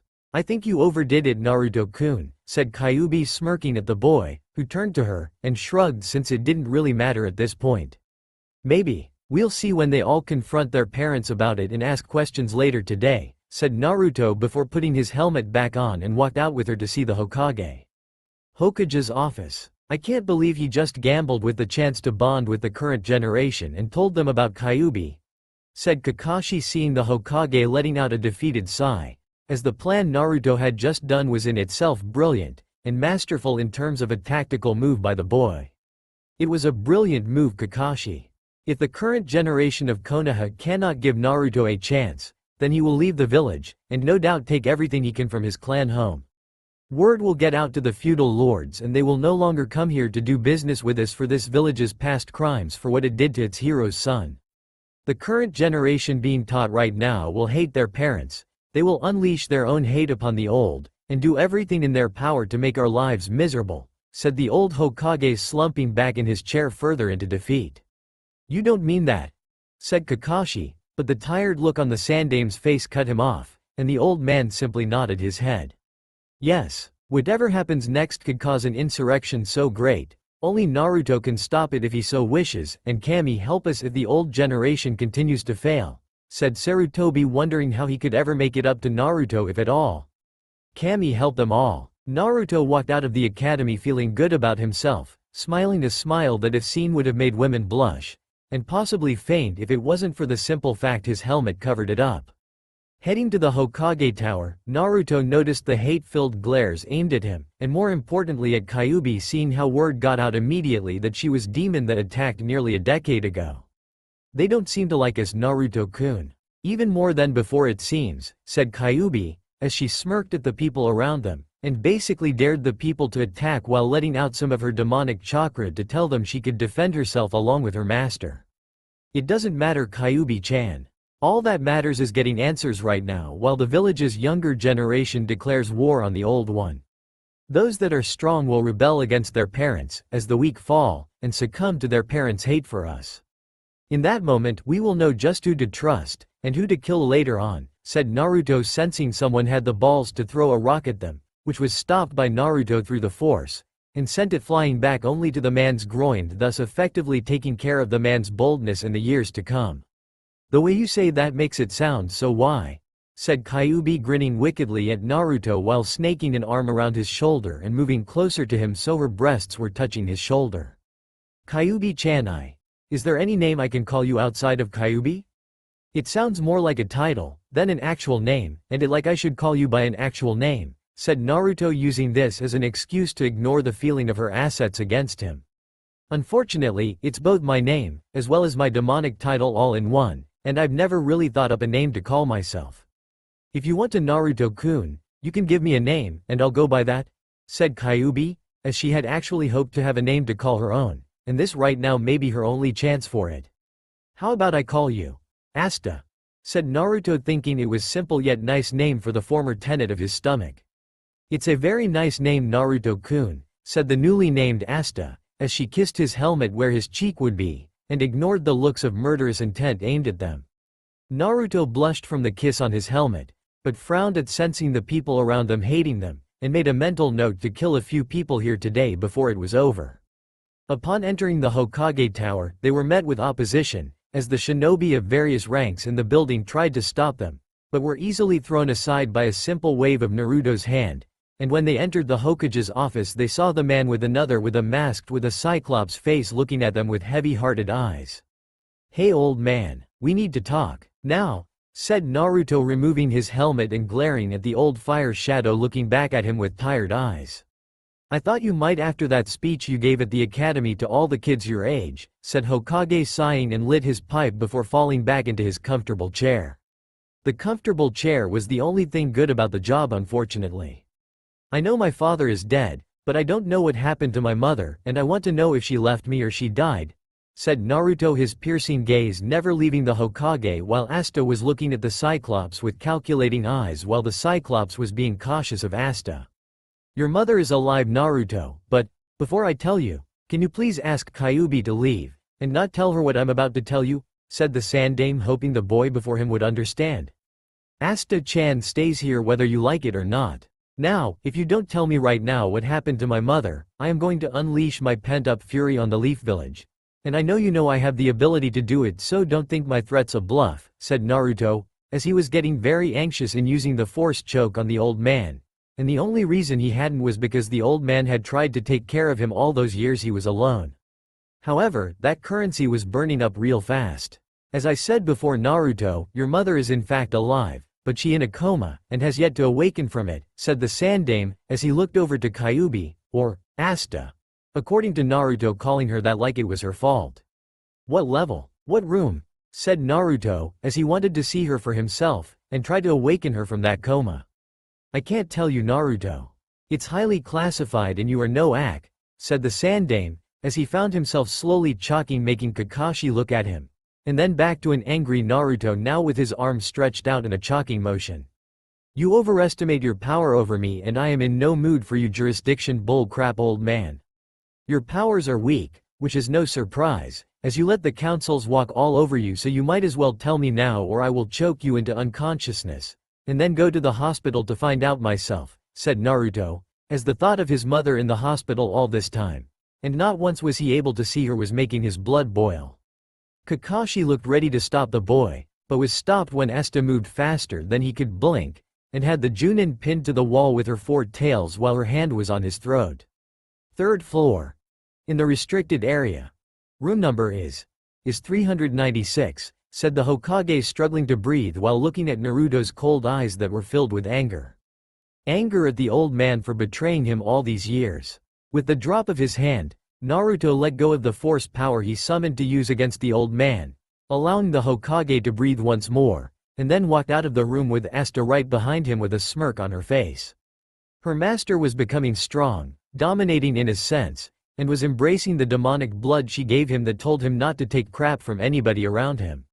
The boy had taken crap for a good chunk of his life from the very beginning, since he was born, because of her and what that Teme Uchiha Madara did in summoning her. She knew it was unfair for these humans to take out their hate on this boy, who had no say in the matter, and what was worse was the old man that was supposed to protect him was doing a piss-poor job. Keeping Naruto in the dark about why people hate him, letting those two councils run the show, and have the old man act like a figurehead instead of being the influential leader he was supposed to be. The time of Naruto being a punching bag was over, and the time for him to start punching back by any means necessary was now. It's the demon. Kill him, said the voice of a villager, who had formed a rather large mob that was heading straight for them, and the shouts for making the Namikaze suffer were getting on Naruto's last nerve. Look, Naruto-kun, a mob has formed for you to practice your powers, said Asta, as she saw the mob get closer, and waited for Naruto to use some of his newfound abilities on the stupid mammals. The question now was, would it be the dark side powers of the Force? Or would he use his demonic power to make these fools bleed themselves dry? I think you are right, Asta-chan. Let's test out my demonic powers. Demonic fox art. Hungry plant jutsu, said Naruto after throwing the seed halfway in front of the mob and then going through the one-handed hand sign before slamming his hand into the ground, making the said ground shake in front of him. What's going on? Said a member of the mob before the large demonic plant that Naruto brought to life came out of the ground. Its plant-like limbs wrapped themselves around the mob, and its many mouths with its many sharp pointy teeth that made up their mouths just beyond their lips looked like they were hungry for food. The meat-based kind of food. Dig into your meal, my pet, there is no need to be shy, and wait on my account to leave, said Naruto, snapping his fingers before the plant-like creature began feasting on the mob while the said mob screamed out in agony. Your skills with plants is very impressive, Naruto-kun. Most impressive actually, said Asta, as she saw the carnage that was before her, and loved how the arrogant humans were suffering for said arrogance. Thank you, Asta-chan, but we've wasted enough time here, and need to go visit my mother, said Naruto, knowing that even if she was in a coma, he could still reach her through the force, and speak to her on some level. No doubt she would have a million questions for him and not all the answers would be to her liking. Upon entering the hospital, the nurses glared at him, but his gaze in their direction, and a blast of killer intent made them change their minds in continuing. He went to the elevator and punched in the 3rd floor since the stairs were no doubt being blocked by the various members of the hospital staff along with shinobi in the hospital. They wouldn't want him to go anywhere they didn't want him to after having word of his and Asta's appearance in the building was made known. Upon exiting the elevator, Naruto headed towards the restricted area currently filled with coma patients, and just as he suspected the Anbu were lying in wait at the main door that led towards it. The two Anbu saw him before tensing ever so slightly since they had heard how the Kyuubi was female and was with the Namikaze currently on the warpath against those that wronged him. You know who I am and how little patience I have for those that are in my way of what is mine. You have 3 options before you. 1. You can move on your own, and let me through. 2. I make you move, thus making you a resident here in this hospital, and/or the morgue. 3. Well, 3 is basically the same as 2, but instead of me hurting you, it's going Asta-chan here, and I doubt you two want to try messing with her this second time around, said Naruto, smiling evilly behind his mask, sensing both masked shinobi have a considerable amount of fear in them about that. We'll move, said the Anbu to Naruto's right, and the two did just that. Good. We were never here, said Naruto, using the mind trick on the now fear-induced and thus weak-minded Anbu. You were never here, said the two Anbu at the same time, who now believed that the two were not in the hospital anymore after the two entered the restricted area, and as far as they knew never were. Naruto and Asta walked all the way to his mother's room, opening it as he sensed she was all alone in the room itself, and saw her hooked up to various machines that kept her alive. Naruto's hands clenched in anger at seeing his mother like this, as he wondered if Asta was really responsible, or if this was from foul play from someone in the village during the chaos of the fighting. Mother, said Naruto, taking off his helmet and placing on a chair near the bed before running his hand on her face after taking off his gauntlets so he didn't cut her with them. This is interesting. According to this, she's been drugged heavily with various sedatives, and considering she's supposed to be in a coma, I don't see the need for it, said Asta, as she looked at Kushina's medical charts and saw the long list of various drugs the doctors were pumping into her system. They want to keep her in a coma. How bad is the damage? Said Naruto, looking at Asta, who was looking at each name for each drug, and she let out a growl when she saw one of them she recognized was made from a plant when ground up. Bad. One of the drugs here has symptoms I recognize from a plant that causes internal damage to the body, and this one's been pumped into her more than the others. Even if we remove the sedatives, as well as wake her up from a coma, she'll be a vegetable, and will be in constant pain in the process. I'm surprised the Hokage of yours didn't know this or have a competent doctor take a look at her chart, said Asta, as she put it back, and now looked at the woman currently suffering in silence.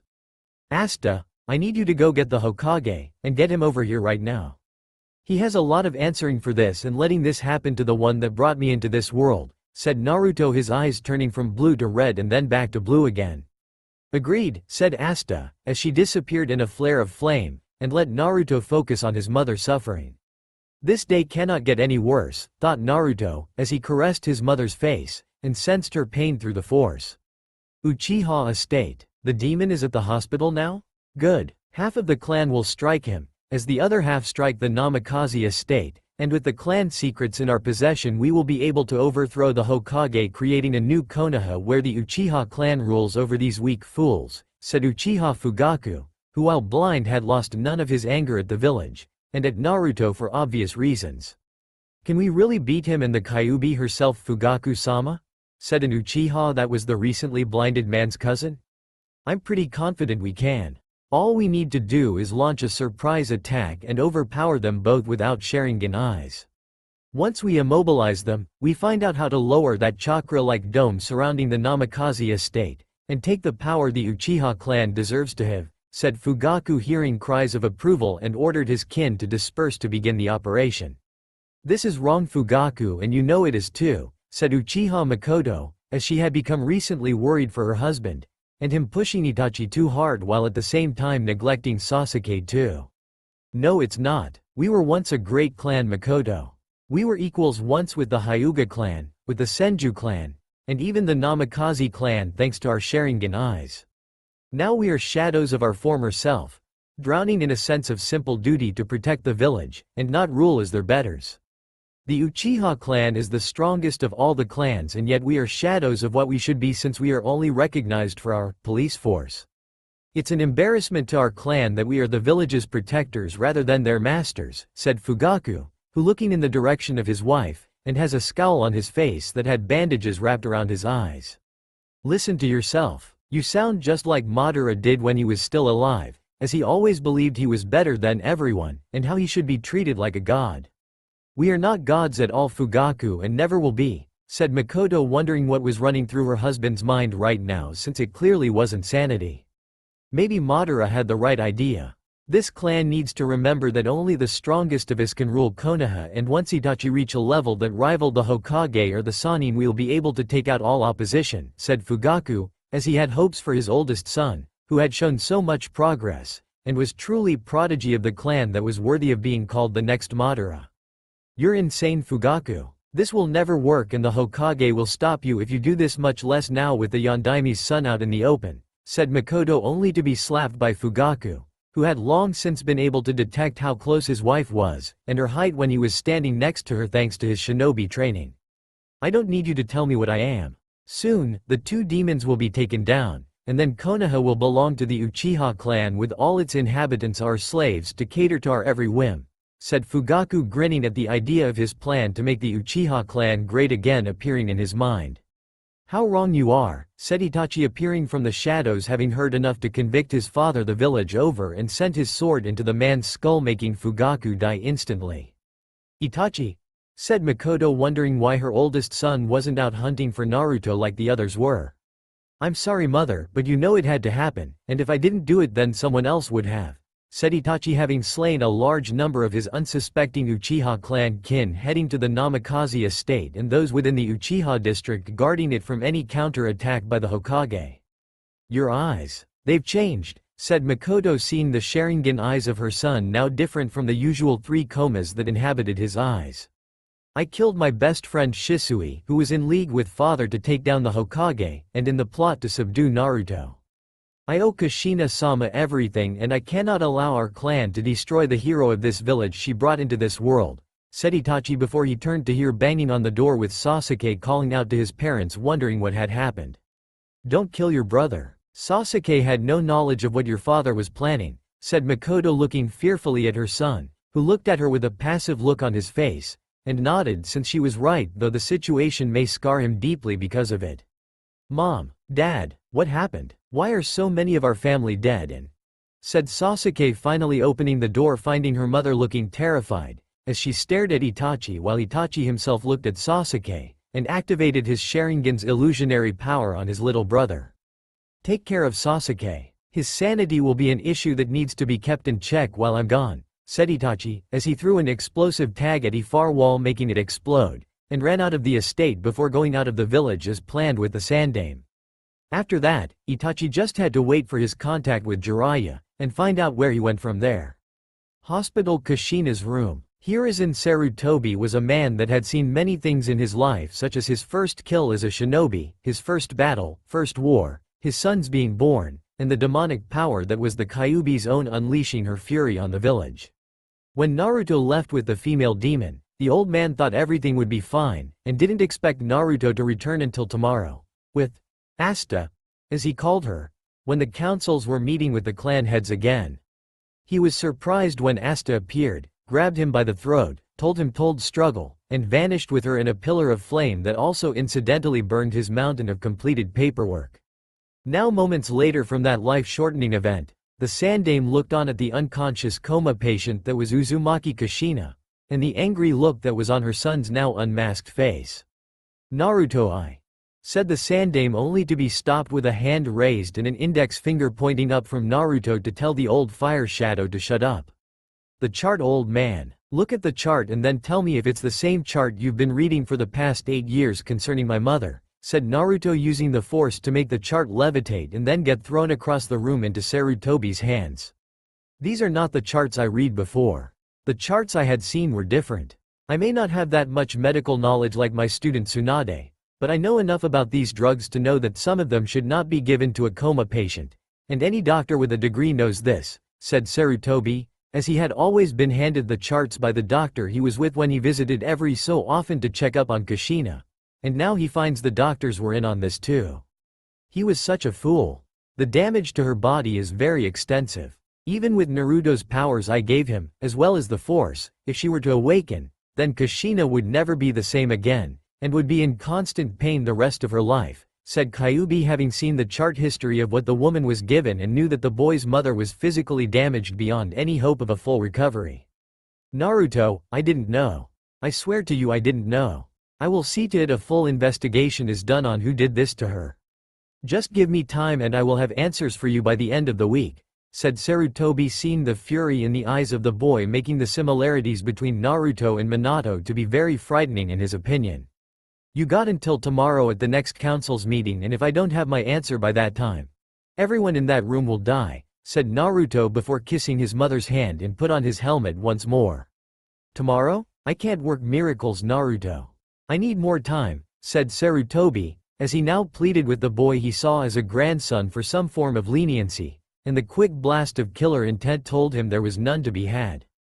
You're the Hokage, old man. Act like it for once and get done what needs to be done or I will, said Naruto before walking out of the room with Asta right behind him. He's right, I have been too lax. I'm the professor, damn it. The god of shinobi is what I was called in my prime, and here I am being pushed around by some arrogant fools on the councils thinking I'll bend to their will. I may be old, but I still have the will of fire, and I'm going to prove it right now, thought Sarutobi as his eyes hardened, and he went to get Ibiki himself to make this his top priority for the day. Not far away, Hyuga Hinata was walking home deep in thought with her newly made Junin escort Yuhi Kurenai, as she thought of the boy she had a secret crush on, and how he was the one that had helped her through the troubled times with her family.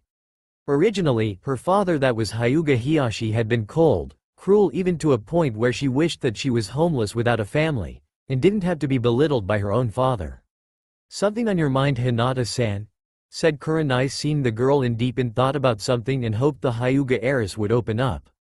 It's just that what happened to Naruto-kun all these years isn't right, and how the village treat him makes me ashamed to call myself a citizen of Konoha too, said Hinata, as she looked at her escort, and saw the woman wince at that, since Kurenai had seen the looks kids were giving their parents that picked them up.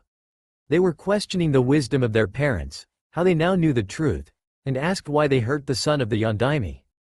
It caused a panic to rise in the adults, as they asked their children who told them such lies, and the children responded saying the simple 2 words that were, "Namikaze Naruto."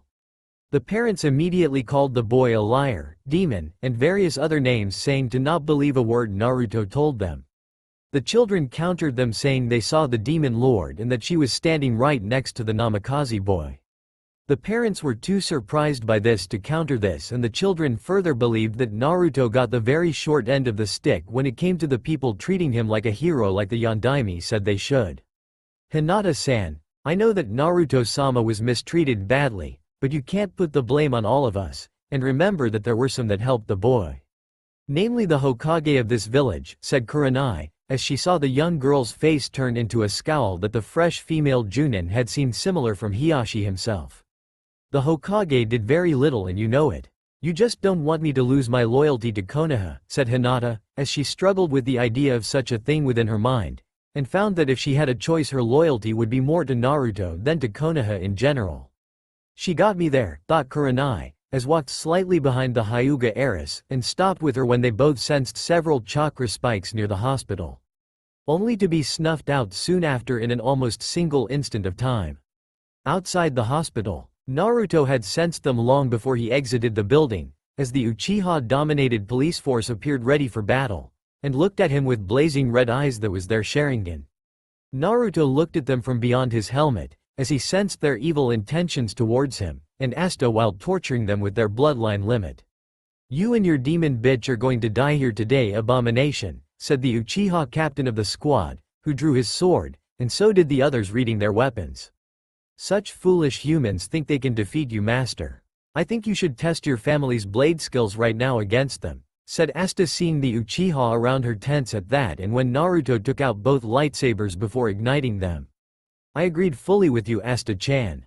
I think I will consider this part where I kill my many enemies before me as family's initiation process to advancing to the next level of my training," said Naruto, bringing his lightsaber blades up into a X formation at the chest level of his body while Asta took several steps back, grinning wickedly at the group of Uchiha in front of her. "Kill him," said the Uchiha captain, with him and the others charging Naruto in the hopes their numbers would overpower the Grey Master in training. They were very much mistaken. Naruto used his new demon-enhanced speed, combined with force speed, and tore into his adversaries in the instant he was upon their surprised forms. The weapons the Uchiha used were cut through instantly with their flesh not far behind, as they lost arms, legs, and on some occasions had deep burning holes in their body where Naruto stabbed them. In the end, only one single Uchiha remained alive, and even then the term alive was used loosely due to the loss of 2 of his 4 limbs, with one being an arm while the other a leg, and had several holes in his gut going out through the back of his spine. "Spare me, show mercy," said the Uchiha in his late 30s, who was in more pain than he had ever been in his entire life, and was now had his life hanging in the balance of this boy he had once called a demon. "Mercy? You want me to show mercy to you? Why, so you can try to rally the people in the village to kick me out or execute me? I know of the Uchiha's ways of mercy, as I am fully aware from reading your mind that you along with the rest of the Uchiha clan have long conspired against me since I was born, and have helped the villagers on more than one occasion in trying to kill me. But then again, perhaps I should show you some act of leniency, as a way to show that while I hate your entire clan's guts, I can still be the much better person, and show that my powers should in fact be shared with others just like the Uchiha clan," said Naruto, smiling behind his mask while Asta looked on, wondering what it was that he had planned, and the Uchiha on the ground was more than happy to agree with Namikaze's idea for leniency. "Yes, please, share with me your power, Naruto-sama, and show everyone how powerful you are," said the Uchiha, as he was seeing his chance to get close to the boy, and then stab the Namikaze in the back in the process. What the Uchiha got was a painful blast of Sith lightning from Naruto's hand that struck the now slowly dying in pain of a man begging for his life. "You wanted me to share with you my power, so here it is, fool. Power. Unlimited, unstoppable power," said Naruto, his demonic side surface, as the Sith lightning turned from purple to crimson, and then back to purple, with the Sith lightning taking the life of the Uchiha while setting the corpses of the others on fire. When Naruto stopped, all the bodies were burning, and he along with Asta walked away back to the Namikaze estate, not caring about the incident that would soon be the Uchiha massacre, having taken place mere moments earlier at their clan home. He had sensed it, of course, as growing deaths in Konoha immediately skyrocketed, and they were caused from him like he wished them to be. He sensed the pain, the despair, and the agony of the clan's slayer that was Uchiha Itachi taking the life of his kin on the orders of the Hokage. "The old man finally did something right," said Asta, as she sensed what he did, and had a smile on her face, knowing that the less potential Uchiha clan members with the power of the Sharingan at their command that were in this world, the better.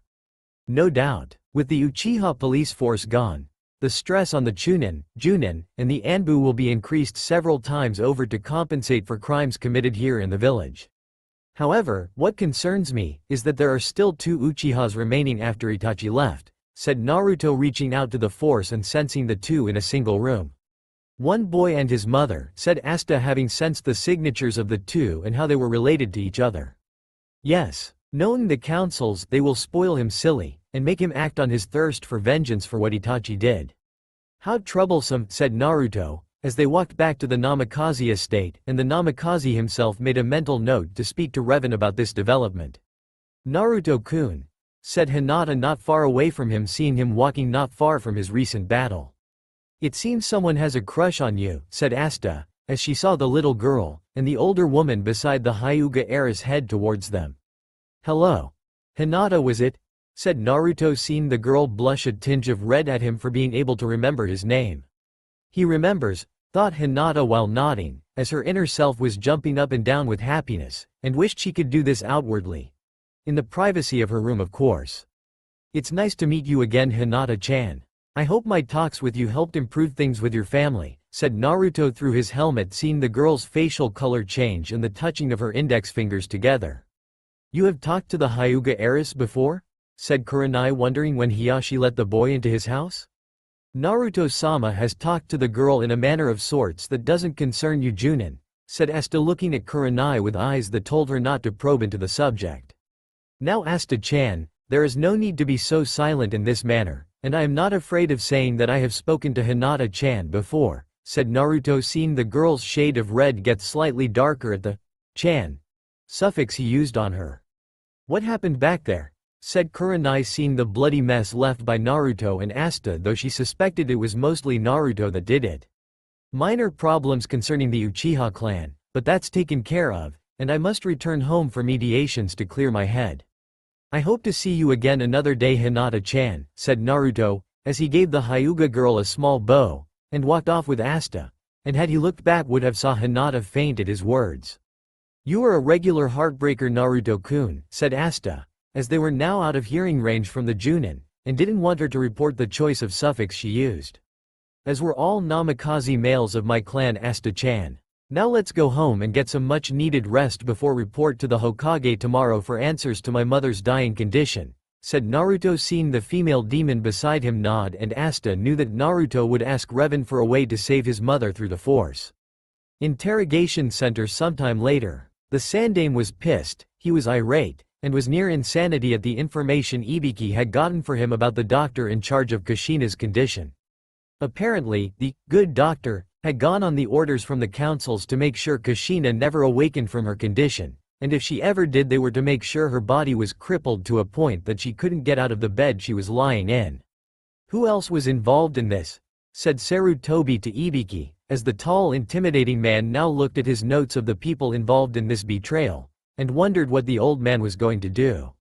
Over half the hospital staff knew about it, as they helped participate in keeping it in the dark by switching charts before you arrived to see her, and apparently they think that since Konoha needs medical personnel you wouldn't get rid of them, said Ibiki, seeing the old man's face turn into furious one the interrogator had not seen since the war.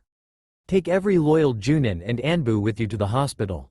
I want them all rounded up and locked away. I will decide their fate tomorrow, and I will make an example of them like I should have in the beginning, said the Hokage, as Naruto's words from before were now echoing deep in the back of his skull, and telling him to get off his old ass to make things right. The councils won't like this. With the Uchiha clan recently decimated down to 3 living members, with one now a missing nin, they will want to take more power away from you, and claim it's for the good of Konoha, said Ibiki, having seen this happen before and didn't like how things went when it came to the 2 councils pushing the old Hokage around. I will deal with them tomorrow, as I have scheduled a meeting, and basically demanded they attend no matter what, said Sarutobi, as he was going to give Naruto everything he wanted, and make sure nothing stood in the child's way. Namikaze estate at the moment. So the Uchiha clan attacked you, and what you didn't kill, Uchiha Itachi did for you, and now has left a vacuum of chaos in the wake of it all, said Revan, having heard the report from Naruto, who had told him about his mother, and how she was suffering in the hospital. Yes, my master. I need your teachings in the ways of the healing arts of the Jedi. I need to save my mother from the hell she is in, said Naruto, as he kneeled before the image of Revan, and hoped the image of his ancestor would help him in his time of need. From what you described, your mother's body is too far gone to heal, and if she were to recover from the coma would be in constant pain, and to have her awake only to feel that is an experience worse than death, said Revan, seeing the boy's face now turning into that of sadness and anger. I cannot abandon my mother when she needs me now more than ever. Had she not been placed in this condition by those doctors, I know she would have loved me like any true mother loves their son, and I will not let the village win, said Naruto, his fists tightening in the process, and wished he could do something more for his mother, but couldn't at the moment, and wished things were not as they currently were. Go back to the hospital tomorrow. Use the force to communicate with her while she is in the coma and see if she will accept you.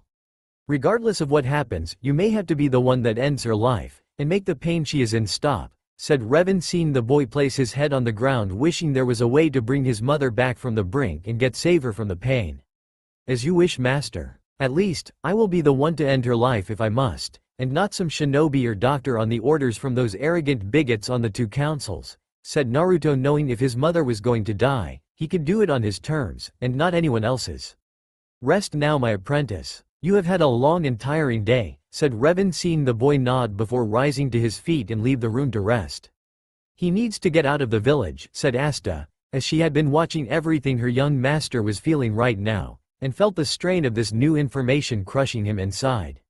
I agree, but I still have much to teach him that requires him to stay here, and if my apprentice leaves now he'll be hunted by the bigots putting a bounty on him, said Revan, knowing that this arrogance in the village was higher than what was anticipated. Let me take him to travel the elemental countries. Let him learn outside of the village and return when he is older to continue his training with you, said Asta, as she knew that sooner or later, Naruto was going to lose it, and when he did everyone was open game.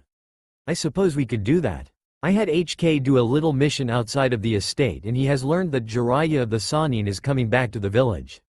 Apparently, he is my apprentice's godfather, and was supposed to take care of Naruto shortly after his birth, said Revan with some sense of anger, as HK-47 had used a stealth field generator to cloak his rusty-colored presence, and broke into the Hokage's office to find any if not all information that was related to the young Namikaze heir. I know of him. He's the teacher of the Yondaime and is a renowned seal master, only surpassed by his late pupil. He has much to answer for as well, said Asta, as her eyes narrowed, and her anger towards the Toad Sannin became clear with the swirl of demonic chakra surrounding her body. I'll leave you to deal with him then. If he has betrayed Naruto for the same reasons as the villagers, then I have no problems with you removing him from this world, and any threat he may present to my apprentice, said Revan, as he was not about to have this Sannin destroy, or possibly cripple his apprentice because he was deemed a threat. No problem, said Asta, as she left the room to get some sleep too, and planned for the moment the Sannin would return so she could tear into him a new asshole. By removing the thing between his legs in the process. Hokage Tower the next day.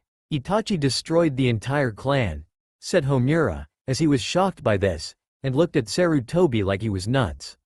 No, Uchiha Mikoto and Uchiha Sasuke were the only survivors if you don't count Itachi among them. In addition, it seems Naruto was attacked by the other portion of the Uchiha clan, and he killed them all in the process, said Sarutobi, as he saw Asta looking at him with a smirk on her face, and it increased when the councils went into a rage while the clan heads didn't mind in the slightest, since the Uchiha had always been bossy to a point where they acted like the criminals they tried to bring in. The beast must die for this.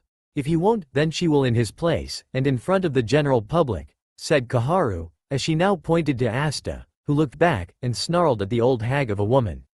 The meeting had started off badly, as none of the two councils wished to embrace Asta into the group, but had little choice in the matter, and from the looks in the old Hokage's eyes they were not going to be able to bully him around anymore. Asta herself had sat down next to Inuzuka Sume, who found that while Asta was indeed the Kyuubi, she was very good company to have around, and found a kindred spirit of sorts with the woman. It had to be an animal thing. As for the others, the Nara clan head thought it was troublesome to add another member to their group, earning him some fine choice words from Asta about speaking to the man's wife. The Yamanaka clan head thought it could be interesting to see what happened, and his good friend that was the Akamichi clan head was in full agreement with him. Shibi, who was the Aburame clan head, saw the logical points behind Asta's place in being the temporary clan head for the Namikaze clan until Naruto could take it. And Hyuga Hiyashi had decided to give her the benefit of the doubt if Naruto was able to make sure the Demon Lord would do anything rash. Besides, Hiyashi noticed that when Hinata came home from the academy, she was almost gliding to her room, and wondered what it was that made his daughter so happy. He had come to the conclusion that it involved the Namikaze boy and that he had somehow been helping Hinata during his teaching, belittling of her when she failed to originally beat her younger sister Hanabi. He still didn't know how, and from what Hiyashi understood from Hinata's escort Yuhi Kurenai, neither did she, since Naruto never said how. Hiyashi had come to the conclusion that Naruto could help his oldest daughter get through this crisis and give her the strength needed to not be branded by the cagebird seal. If we're going to be talking about public executions now, I think Naruto-sama has quite a case in having you all killed for what you have done to his mother, and I think he's more within his right to bring this to the fire daimyo's attention," said Asta, hearing the gasps from the people around her while Sarutobi nodded his head in agreement. "What happened to Kushina?"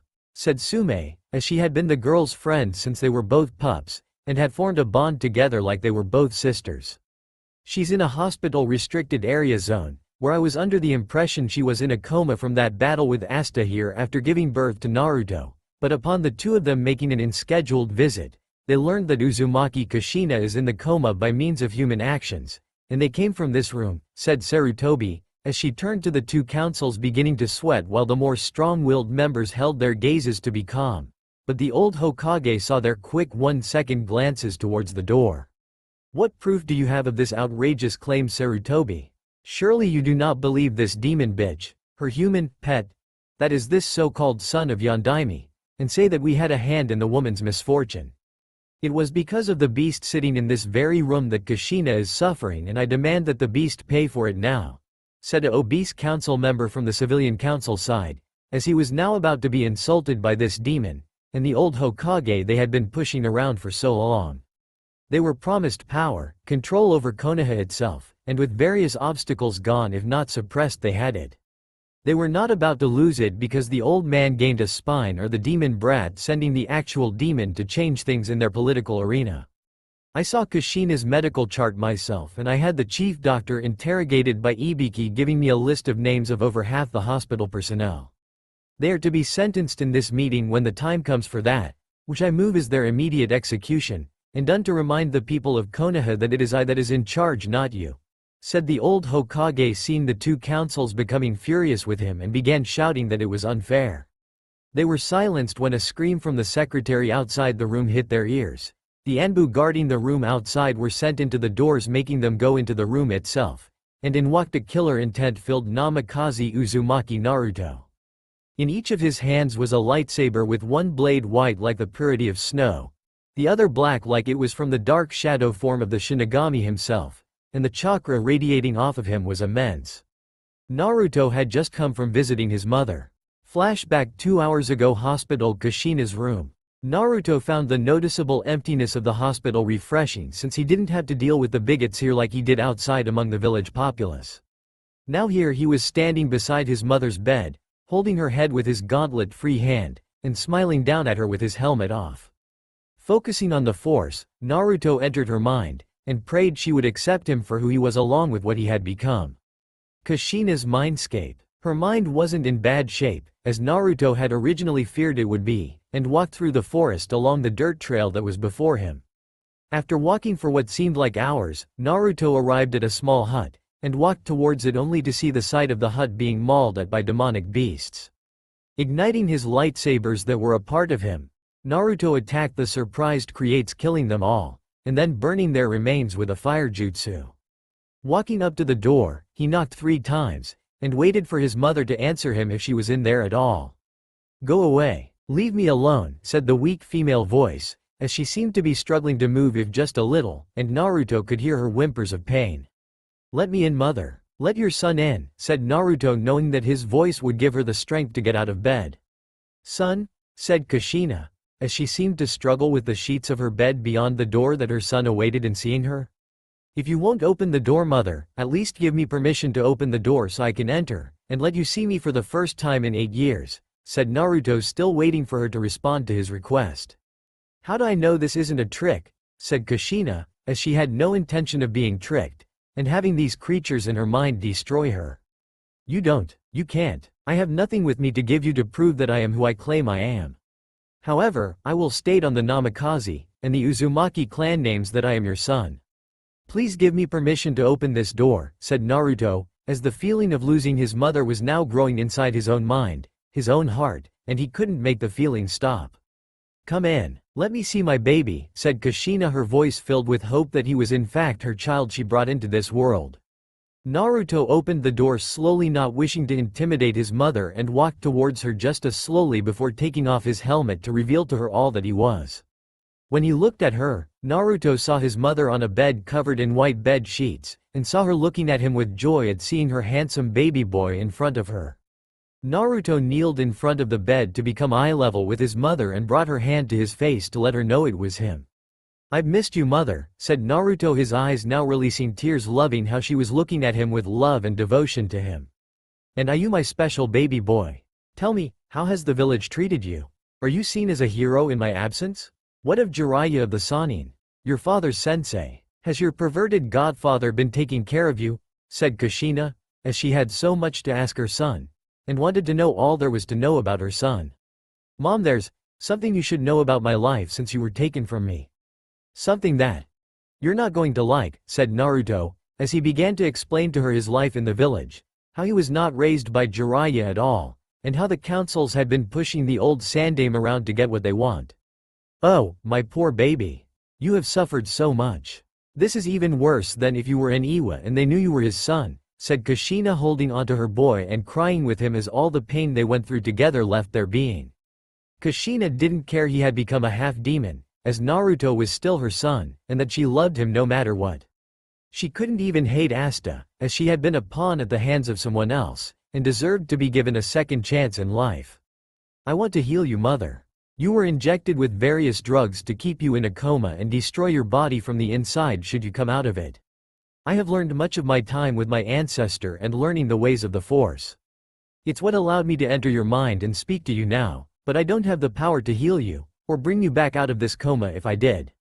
The only option I have left is to," said Naruto, not wishing to speak the last two words of his sentence, as they were too painful to speak, and didn't wish to speak, period. "Kill me? Is that what needs to be done?" said Kushina, as she had known for a long time she was in her mind, and this was her mindscape since she had been here before when was using mediation as a part of training. "Yes, if I were to awaken you from your coma, you would feel your body aching, as my power to revive your mind to the land of the living would cause the sedatives in your body to be purged as well, and you would be in more pain than ever before. However, you staying in here, away from me, is just as cruel, and either way hurts too much to consider doing," said Naruto, having nodded to his mother's question about killing her, and he felt her kiss his forehead soon after. "Do it, Naruto. Kill me," said Kushina, as she looked at her shocked son, who shook his head no, as he didn't want to kill his mother, and lose what he had just gained after 8 years of not having it. "No, I couldn't. Please don't ask me to that to you," said Naruto, as he didn't want to do it, as it was wrong, and yet it was the merciful thing to do. "But you must do it. You said it yourself that the only way for me to be truly free is to die, and I want to be free, Naruto-kun. I know you don't want me to go, but sometimes you have to give up things you want most, and I am one of those things. I know you just got me back in your life, but know that I will always love you, and that I will see you again when it is time for you yourself to die. Know that all this time you've spent talking with me here has been worth the years of pain we both went through, as you know that I love you, and I know you have survived the cruelty of others, making you stronger than any of them hoped to be. Your father was too naive to believe the people of Konoha would see you as a hero, and the fact you weren't is further proof he was wrong. It's up to you now to set things right, Naruto.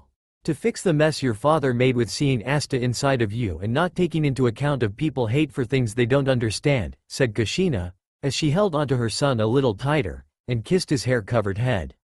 "If I do this, if I kill you like you ask, then I will make it quick, and as painless as humanly possible," said Naruto, his voice nearly a whisper, and more tears fell down his face. "I know you would, Naruto. While I sense hate in you for those that wrong you, I sense the love for life around you. I know you'll make me proud, and I couldn't have asked for a better son than the one before me," said Kushina, as she buried her face in his hair, and feeling the memories of when she held her baka husband like this when they were down about something. "I'm sorry, mother, for what I'm about to do, and know that I will never stop loving you," said Naruto, as his form now began to dissolve from her mind, and she continued to hold onto him despite that. "I know, son. I love you too," said Kushina before he was gone, with only the feel of him left as an imprint in her mind. Within moments, the world around her began to fade away in the darkness, and Kushina smiled knowing her son was making sure she felt no pain when this happened. "Go get them, son. Raise hell for the both of us," thought Kushina, as the darkness took her, and her soul left her body. End flashback. Naruto had cried after he did what he did, as medical personnel tried to get into the room only to be stopped by Naruto barricading the room, and proceeded to end his mother's life with the Force by slowly making her heartbeat beat less with each passing second. It had been like he had ripped out his own arm or a part of his soul that would never be the same ever again. The sorrow Naruto felt soon became anger, his anger soon became rage, and in his mind the rage called for the blood of those that did this to his mother. It wanted the ones that made his life miserable, which was why he had walked from the hospital to the room in the Hokage Tower, and knocking anyone in his path out of his way. One such example was the secretary, who told him to leave, but not before calling him a beast, demon pet, and other meant to hurt nicknames. Naruto took out one of his lightsabers before a quick stabbing of her gut made the bitch fall over. The Anbu guards in front of him were sent flying thanks to a heavy force push that sent them flying through the door, and allow him to enter the room filled with shocked people now staring at him with different expressions on their face. "And what are you doing here, abomination?" said Danzo, snapping his fingers loudly, and a large group of rude Anbu instantly appeared ready to fight, while the clan heads of the group moving away at the command of Asta. With a wave of his hand, Naruto put the doors back on place, locked down the windows in the room, and then barricaded the door before taking off his helmet. He let it drop to the floor, revealing the look of hatred in his eyes for them, making everyone gasp at the sight of his face. His eyes were burning crimson with slits, with a hint of yellow in the center around them, and his face looked slightly sick-looking with his Yuko form flaring to life around his targets. "What am I doing here, you ask? To answer your question, I am here to kill you all, for your own part that you played in hurting my mother Uzumaki Kushina, and making my life miserable since I had Asta sealed inside of me," said Naruto, as he ignited his two lightsabers, and reveled in the fear that large group before him was creating. "How did you get those blades? Only the second Hokage had such a weapon," said an angry Homura, though inside he was frightened by this being before him and wondered if Danzo's rude Anbu were as strong as the man boasted they were. "What he had was the perverted version of my weapons. Now shut up, and die," said Naruto before he launched himself at the group before him, swinging with a berserk-like fury that no one could stop. "Well, at least Naruto's making my life somewhat easier in a sense, but I still have to do the damned paperwork anyway, and what's more, it's double after Asta burned my other half from yesterday," thought Sarutobi, as he had been pushed aside from Naruto, and knew that the boy did not hate him like the others. There was still good in Namikaze Naruto, it just needed someone to bring it back out of him, and show him not everyone hated him. Naruto's fury was quick, vicious, and unmerciful when it came to the death of his foes before him trying to fight or escape his wrath. There was no escape, however, as Naruto cut through the rude Anbu, crippling some of them to die a short time later, and made his approach to the cowering members of the two councils. Only the Shinobi Council seemed to be ready to fight, as they brought out hidden weapons to use and defend against the strange power Naruto wielded. They had seen the Namikaze throw several rude Anbu into a nearby wall hard enough to go splat, causing a blood to splatter over the boy. He somehow made their mid-regions explode out their back with a pushing motion from his hand, and the others remaining were cut down by the boy's lightsabers. When it was just Naruto and the two councils, the boy's clothes, armor was bathed in the blood of those that fought him, and his face was that of someone that didn't care that you died, only that you suffered beyond imagining. "This is treason. Sarutobi, call off the demon abomination now," said Homura, trying to have the old man call off the boy, knowing Naruto listened to him.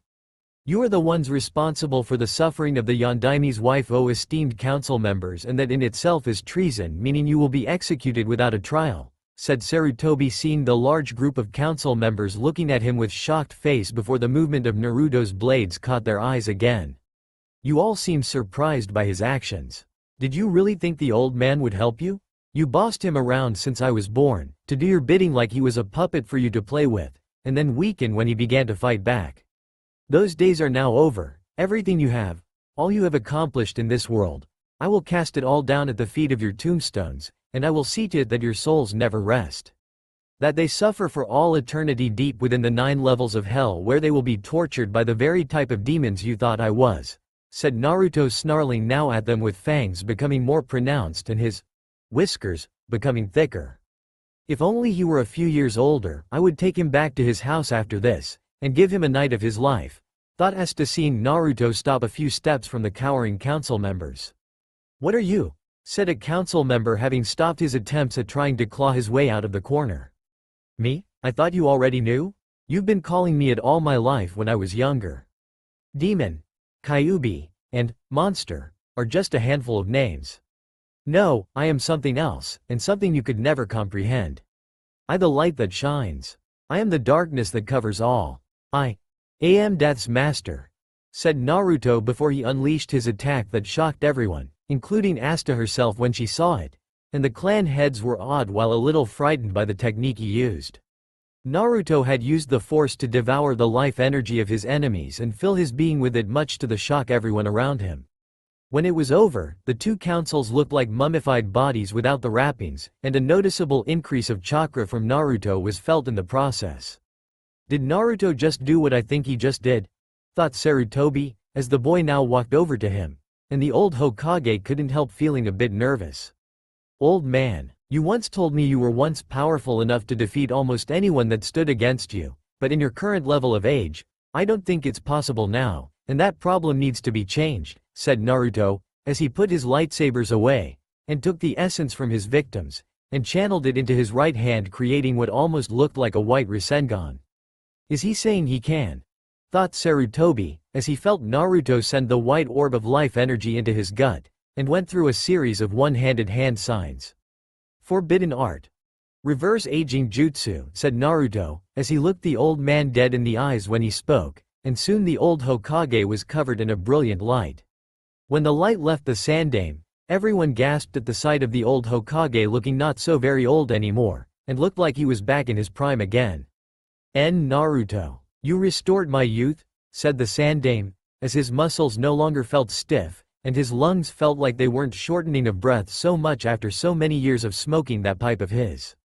"I took the life force you saw me take from them and purified it using a certain seal that is on my stomach before I recreated it to put in you. I felt that with the councils gone, the system would need to be restructured, and it is going to need a strong Hokage to keep things in balance when it's all done. In your old age, the new councils could have taken advantage of you, but a much younger and much more powerful-looking Sandaime will be able to keep such things at bay," said Naruto, seeing the Hokage smile at him before he gave the boy a life-taking hug. "Thank you, Naruto. You gave me a second chance when I probably didn't deserve one for not helping you sooner. If there is anything you wish of me, ask me, and I will grant it immediately," said the Sandaime, as he held the boy, who was now feeling tired, and would have collapsed had it not been for his will not to. "I'll get back to you on that, old man. Asta, take me home," said Naruto, as he had left the old man's embrace, and then collapsed from exhaustion into Asta's waiting hands. He really burned himself out today, both physically and mentally, thought Asta, as she soothed Naruto in his unconscious state with her voice to his ear while picking up his helmet with her tail, and disappeared in a burst of hellfire. "I think we'll have this meeting end so we can prepare for tomorrow when we have to select two set of council members. What happened in here is a triple S-class secret that will be told to anyone outside this room," said the newly youth-restored Sarutobi, as he was now going to do the damned paperwork, and spend time with his family now that he had the energy to do it. Namikaze Estate. Sometime later, Asta placed the boy on his bed, seeing the exhausted look the boy had on his face, and the day was still young with so much to do today. However, Asta knew that the boy had been drained beyond anything that was needed to be done, and to push him further would no doubt break him. Stroking his hair in an affectionate way, Asta let the boy rest, knowing it would be some time before Naruto would awaken again, and decided she would have to talk to the once old-looking Hokage. Without a word, Asta left the bedroom, and ordered HK-47 not to disturb Naruto for any reason unless it was an emergency of great importance. She couldn't let this boy stay in the village any longer, as the loss of his mother, and the feel of betrayal of this village on the highest level was going to crush whatever was left of Naruto's inner strength. Asta at first felt it was her duty, as his loyal servant, to protect him from harm such as this, and care for him in the same manner a servant would her master. However, in the time she had known Naruto, seen him grow into the warrior he was now, and endure the hardships such as his from the beginning, things had changed. Asta felt drawn to him in a way a servant wouldn't, as she longed to hold him to her bosom, and whisper sweet words into his ear to soothe his scarred heart. However, at the moment, given his condition, and his age, such a thing wouldn't be very prudent in letting something like that happen with him right now. For the time being, Asta would play the role of Naruto's loyal servant, and hope that over time she could be more to him on a more intimate level. All she needed was time. Hokage's office. The Sandaime sighed, as he finished the last of him damn paperwork, and wondered how it had become such a problem before when he was older. Oh wait, he just answered his own question and the Sandaime couldn't help the smile come across his face at what he had just done. His smile left him however, when a certain female demon lord of a fox appeared before him looking quite serious, and the man knew it was about Naruto. There was something else he realized when he looked at Asta, and it was that she had a look of concern directed at Naruto after what he went through. At least this time she didn't destroy his paperwork this time. "You aren't going to take me someplace without letting me have a say in whether I want to stay again, are you?" said the Sandaime, who felt her glare at him heavily, and the now young man suddenly felt some of his newly restored youth leave him. "I'm going to make this short to the point, as I am in no mood to deal with whatever form of humor you may have, and that I am here to protect the one I serve. I've decided to give you a chance of being trusted in knowing that I am having Naruto leave the village for the next few years or until he feels he's ready to return," said Asta, seeing the Hokage not liking the idea. But then again he really didn't have a choice, and since this was Naruto of all people that really needed this, who was he to deny the boy his right to breath-friendly air outside the village? "I see. When will you be leaving with him?" said the Sandaime, as he hoped to at least say goodbye to the boy, and hoped to see him again one day. "Whenever he feels he's ready to depart. I'll make sure you get your last goodbye until he comes back whenever his heart calls for him to, but I want to make something clear to you, and you alone right now. When we are gone, I want you to tell the village the truth, and tell them just who the boy's parents are. Repel that stupid law of yours that got him into so much trouble with the older generation in the first place," said Asta, as she had known that law was as useless as kitten fighting against a horde of bloodthirsty dragons, and the old man knew it too. "I'll make sure of it. However, I would like to keep my newly acquired youth a secret for the moment, and how it was obtained, since many will come seeking Naruto to grant them or someone they love a second chance at life," said the Sandaime, as he had used a henge to conceal his young appearance, and make sure he acted like his old-looking self. "Not our problem. Do with it as you see fit, Sarutobi, but remember Naruto gave you a second chance when he could just have made you a corpse like the others, and I expect you to be eternally grateful for it," said Asta, as her eyes glowed crimson. And Hiruzen had a suspicion that if the female demon lord of a fox asked Naruto to take away the Fire Shadow's youth, Naruto could do it easily as it was given. Well, at least she didn't demand a pound of flesh from body for it, thought Sarutobi, as he let her go back to Naruto, and went to spend time with his family. Hyuga Estate 2 days later. Hinata was worried about Naruto, as she missed him deeply due to what happened with the village, and somehow knew he was suffering inside. She had asked her father if she could go visit Naruto at the Namikaze Estates, but Hiashi told her no, as the energy-based shield was preventing anything through, and he didn't want his oldest to be hurt by it. Still, that didn't mean Hinata could go on her own to find him if he was somewhere in the village, and try to speak with herself. Walking through the streets, Hinata saw that Naruto was nowhere to be found, and began to wonder if he was still in the Namikaze estate under the protection of that chakra-like barrier. She was about to head back home when she spotted the woman, who Naruto had identified as the Kyuubi, and she was the boy's caretaker, if what her father had told her of their relationship. Walking quietly as she could, Hinata followed the woman, who no one wanted to be around, knowing full well what she was, and what she had done to them nearly a decade ago.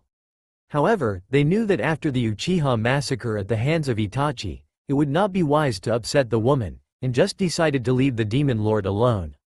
Hinata did not wish to do that, as she continued to follow the fox woman until the female Kyuubi turned around, and smiled at the surprised Hyuga girl. "She has super hearing due being a fox, so I guess she heard my footsteps," thought Hinata, looking at Asta approaching her while the Hyuga girl couldn't help fidget. "You've been following me for a while there, kid." "Why?" said Asta, as she saw the shy girl push her index fingers together, and was looking down at her feet. "I wanted to ask why you about Naruto-kun," said Hinata, hoping the woman wouldn't turn into a giant fox and gobble her up like she heard some of the parents kept trying to tell their kids. "I know you. You were that girl in the class he spoke to a few days ago and was blushing up a storm the instant you saw his face when you recognized him. You must be that girl Naruto spoke to a few years ago with his powers to help get your confidence up," said Asta, seeing the girl blush further and press her fingers together further at that, since those days were considered special to her. "Why, yes, that's true. I was wondering if I could see Naruto-kun," said Hinata, as she wanted to see the pillar of strength that had helped her through the dark days of her early childhood, and tell him how grateful she was for what he did when she thought all hope was lost with her family.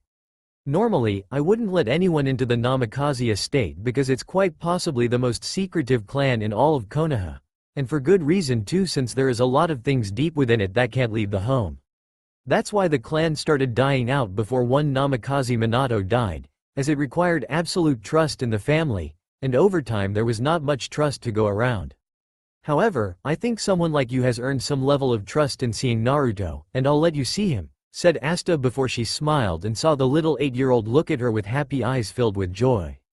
I would very much like that, Kyuubi-sama, said Hinata, bowing to the woman, who just shook her head at the Hyuga girl, and wondered if telling the girl the name Naruto gave her.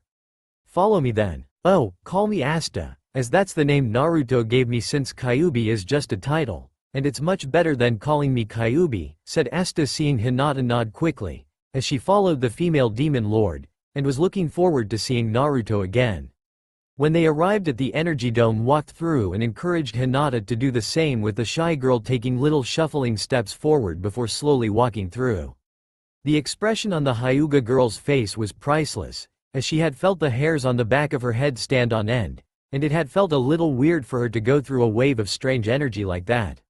They walked into the estate with Hinata, finding it was similar to her clan's compound, as all major clan homes were modeled after one another, and from what she understood, the Namikaze clan was among the founding members of Konoha. They soon made their way up the stairs to Naruto's room, as Asta let Hinata in after knocking on the door before opening it with Naruto asleep, and Hinata let out an "eep" before hiding behind Asta in the process. Asta soon sent Hinata into the room thanks to the female fox's tails pushing the nervous Hyuga girl in. Don't be so shy, Hinata-chan. Naruto-kun won't mind you in his room with him, and he needs someone to talk to before we head out tomorrow on our journey, said Asta before kicking herself mentally, as she didn't mean to say that, but she figured that maybe the shy girl could help brighten Naruto's mood in looking forward to something when it was time to come back to Leaf Village.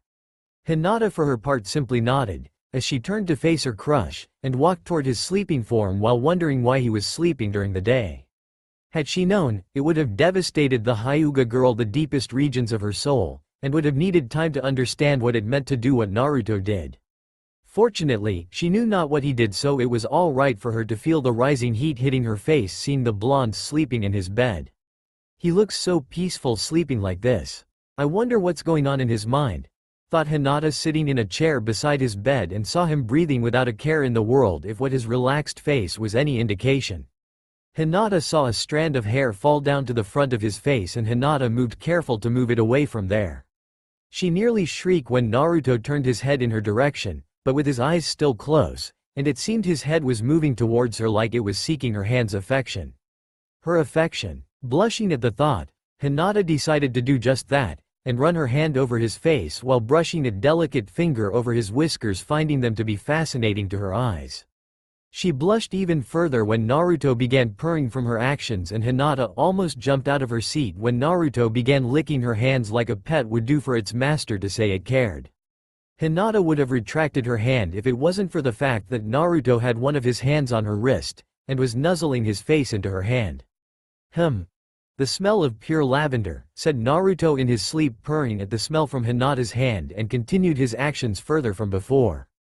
If Hinata could blush any further, she would have. He loves how I smell, thought Hinata while making a mental note to make sure she got all the necessary means to smell like lavender around him.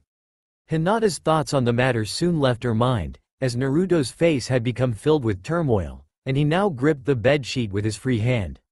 Tears were running down his face, whimpers were leaving his mouth, and his breathing soon became racked with sobs of sorrow. Mother. Forgive me, said Naruto, as the thought killing his mother hurt him inside, and the pain wasn't leaving him no matter how hard the rational side of him tried. His mother? What did he do? Thought Hinata, as she had never once seen Naruto when he was younger, and wondered if Naruto's seclusion with Asta had something to do with it. Mother, said Naruto, as he awoke with a start, sitting up, making Hinata fall over in her chair, and the Namikaze breathing heavily in the process. Even if it was a mercy killing, it was still wrong in Naruto's mind to do what he did, and he hated himself for it. Are you all right, Naruto-kun? said Hinata, seeing the boy sweating up a storm from his break from his nightmare. Hinata, what are you doing here? How much did you hear? Said Naruto, looking at her with eyes filled with suspicion and fear. Hinata looked down at the floor she had been sitting on with her index fingers pressing together while wondering if she should tell him what she heard him say in his sleep. On the one hand, it could help with the question about his mother being answered, but on the other hand, it could destroy the bond the two seemed to have, and she didn't want to lose it. I heard you call out something about your mother in your sleep, Naruto-kun, but I do not know what, said Hinata, as she certainly couldn't tell him that he had been nuzzling and licking her hand while saying it smelled like lavenders. I see. I assume you were curious about that considering I was originally an orphan, right? Said Naruto, seeing Hinata nod slightly since she did want to know more about him and it wasn't like she could think anything wrong about him. Right? Could you tell me about your mother or why you seem so sad, Naruto-kun? Said Hinata, hoping she wasn't invading too much of his privacy. Do you really want to know? Said Naruto, looking at her with tired eyes even after all the sleeping he had done the past 2 days. Yes, I saw you in pain and I want to help lift it. My mother died, you were there for me, and I want to be here for you, said Hinata, who couldn't believe she said all that without stuttering, and that she actually said it, period. Okay Hinata, I'll tell you, said Naruto before he went on to explain about his mother being trapped within her own body at the hands of the doctors in the hospital, about his visit to see her that allowed him to learn the truth, and what he had to do in order to take away her pain. The last part of the story he could barely finish. Oh Naruto, thought Hinata, as he saw him look away in shame, and she realized now that this was worse than when she lost her mother. I'll understand if you hate me, Hinata. I'm not worthy of any kind of love. What kind of monster that kills their own mother has the right to be loved by another? Said Naruto, putting a hand to his forehead and the memory of taking his mother's life popping up. He was surprised when Hinata leapt onto the bed and hugged him with all of her love for him being poured into it in the hope that Naruto would know she didn't hate him. How could she? He was betrayed by everyone around him, his mother lost for nearly a decade, and then he had to do the unspeakable in killing his own mother in order to take away her pain. It wasn't your fault, Naruto-kun. Never think it was. You did the right thing even if it felt wrong to do, said Hinata, holding onto him with her eyes shut and hoped he wouldn't push her away. Thanks Hinata-chan, you're the best, said Naruto, putting his hand on her arm and let out a small chuckle that made Hinata open her eyes before she looked at him, finding he was shirtless with only his boxers on. Hinata instantly went into a mental overload and fainted right on the spot, and Naruto let out another laugh at this since it would be so wrong to see right now if Hiyashi were to just come through the door next. While still holding onto Hinata's arm, Naruto switched their current position so he was standing, and Hinata was in his bed out of it like a light. Master, is everything alright? Said HK-47, entering the room to see if Naruto was alright since it was his programmed duty to check on the master of the house, which was in this case Naruto. Yes HK. Listen, can you get me a set of clothes? I'm going to go take a shower, and be quiet since I don't want to disturb Hinata here, said Naruto, as HK-47 walked over to Naruto, and saw the unconscious Hyuga on the bed. Master, if I may, I don't find it particularly healthy to be bedding the females of your species at such a young age. I was under the impression that humans had to wait a certain number of years before they found the opposite gender and began procreating to make more of themselves, said HK-47, as he had interpreted this moment that was entirely false, and did not see Hinata was wearing clothes beneath the covers that now covered her form. To his credit, Naruto only blushed a little since the matter HK-47 just mentioned with Hinata very adult-like, and to even speak it now before having the talk with a mature responsible adult was dangerous for the not-so-perverted mind. HK, I am not bedding Hinata, and if you suggest that again I'll rip out your behavior core, and install a pacifist program into it that will make you do gardening outside in a little girly apron complete with bonnet, said Naruto, making HK-47 nod quickly at that since any threat by a namikaze was worth its weight in gold. Yes master. What should I do with the Hyuga girl when she wakes up? Said HK-47, since she was the first person within the village to be inside the namikaze estate since Konoha was founded. Let her stay until she awakens HK. She just fainted so Hinata will wake up later after my shower and when I'm done getting dressed, said Naruto, leaving the room to head to the shower, and HK-47 nodded before setting out to complete his master's orders. Sure enough, about 15 minutes later, Hinata had indeed awakened to find herself in Naruto's bed, and she blushed at that while thanking Kami she was still fully clothed. Hinata got out of bed and walked out of Naruto's room to look around in order to find out what it was that made him what he is now. Upon walking around, Hinata saw something when walking around a corner that made her eyes widen, and she nearly screamed when her lavender eyes saw the strange figure. What is that? It looks like a skeleton made of metal, but it's walking around like it's alive, and is doing chores around the house, thought Hinata, moving quietly behind a nearby couch in the room watching what was actually HK-47 taking care of some basic protocol droid-based chores. As for HK-47 himself, he knew fully well she was in the room, as he had detected the little Hyuga's tiny based movements upon entering the room, and for the better part ignored her. It was the droid's place to stop Hinata from watching him or stop her from being frightened by him in the slightest, since he liked the idea of being a terrifying droid since that was his programming. "I see you met HK-47, said Asta from behind Hinata, who jumped 10 feet into the air in fright, and landed right on the comfy couch shaking like a frightened rabbit caught by a fox. Considering what Asta was, the analogy seemed about right. Asta-san, I am sorry that I, said Hinata, as she tried to stammer out an apology, and was met by the demon lords giggling at her expense.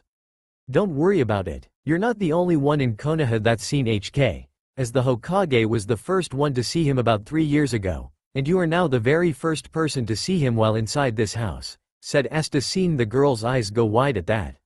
What I don't understand is what he is. Oh, I'm sorry HK-san, said Hinata, as she had forgotten that HK-47 was still in the room, and she was afraid of insulting Naruto in some manner. I find no reason to be offended, young Hyuga, as I am not human like you or my master for that matter, and find that meatbags, while excluding yourself, are very hateful to what they don't understand.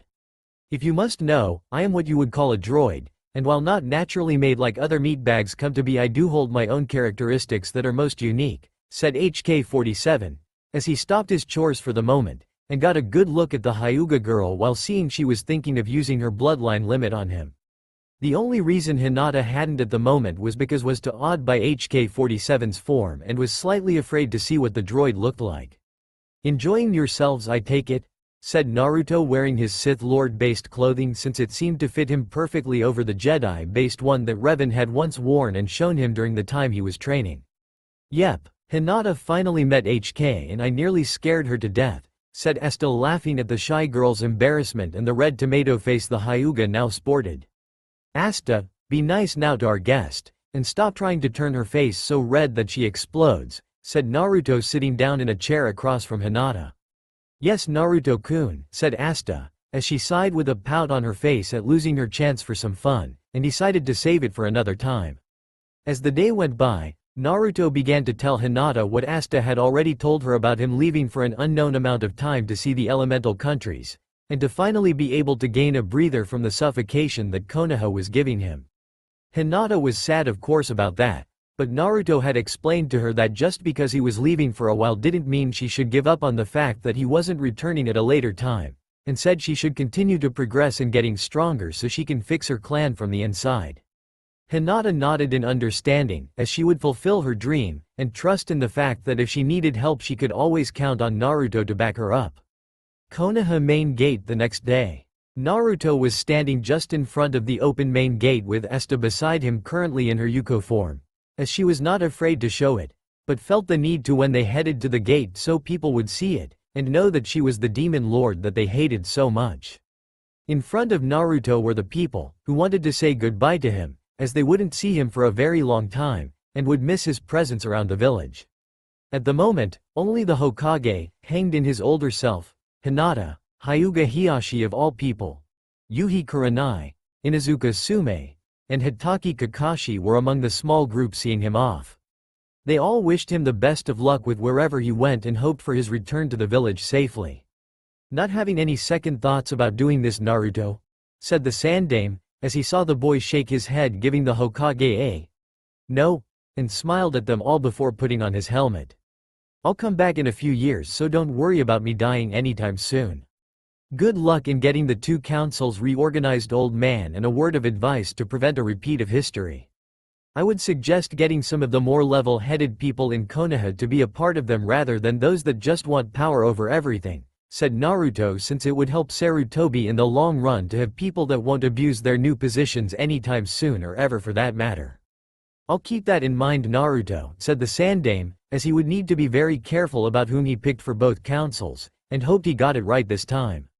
Also, tell that Toad Sanin Jiraiya that if he comes near us during our travels that I'm going to have a few words with him, and show him what I think of his godfather skills, said Asta, grinning menacingly, making the males of the group shiver knowing that look, and it was no doubt something no one wanted to face should they encounter it. Poor Kakashi was reminded of the one time he accidentally went into the female hot spring after he was on the hill above it searching for the fire daimyo's wife's cat Tora. He had slipped and fell right in the middle of it with Anko not far off, and when he was able to see, Kakashi got a good look at the woman's figure. He also noticed that same look on Anko's face that Asta had right now, right before the special Junin struck and everything went black.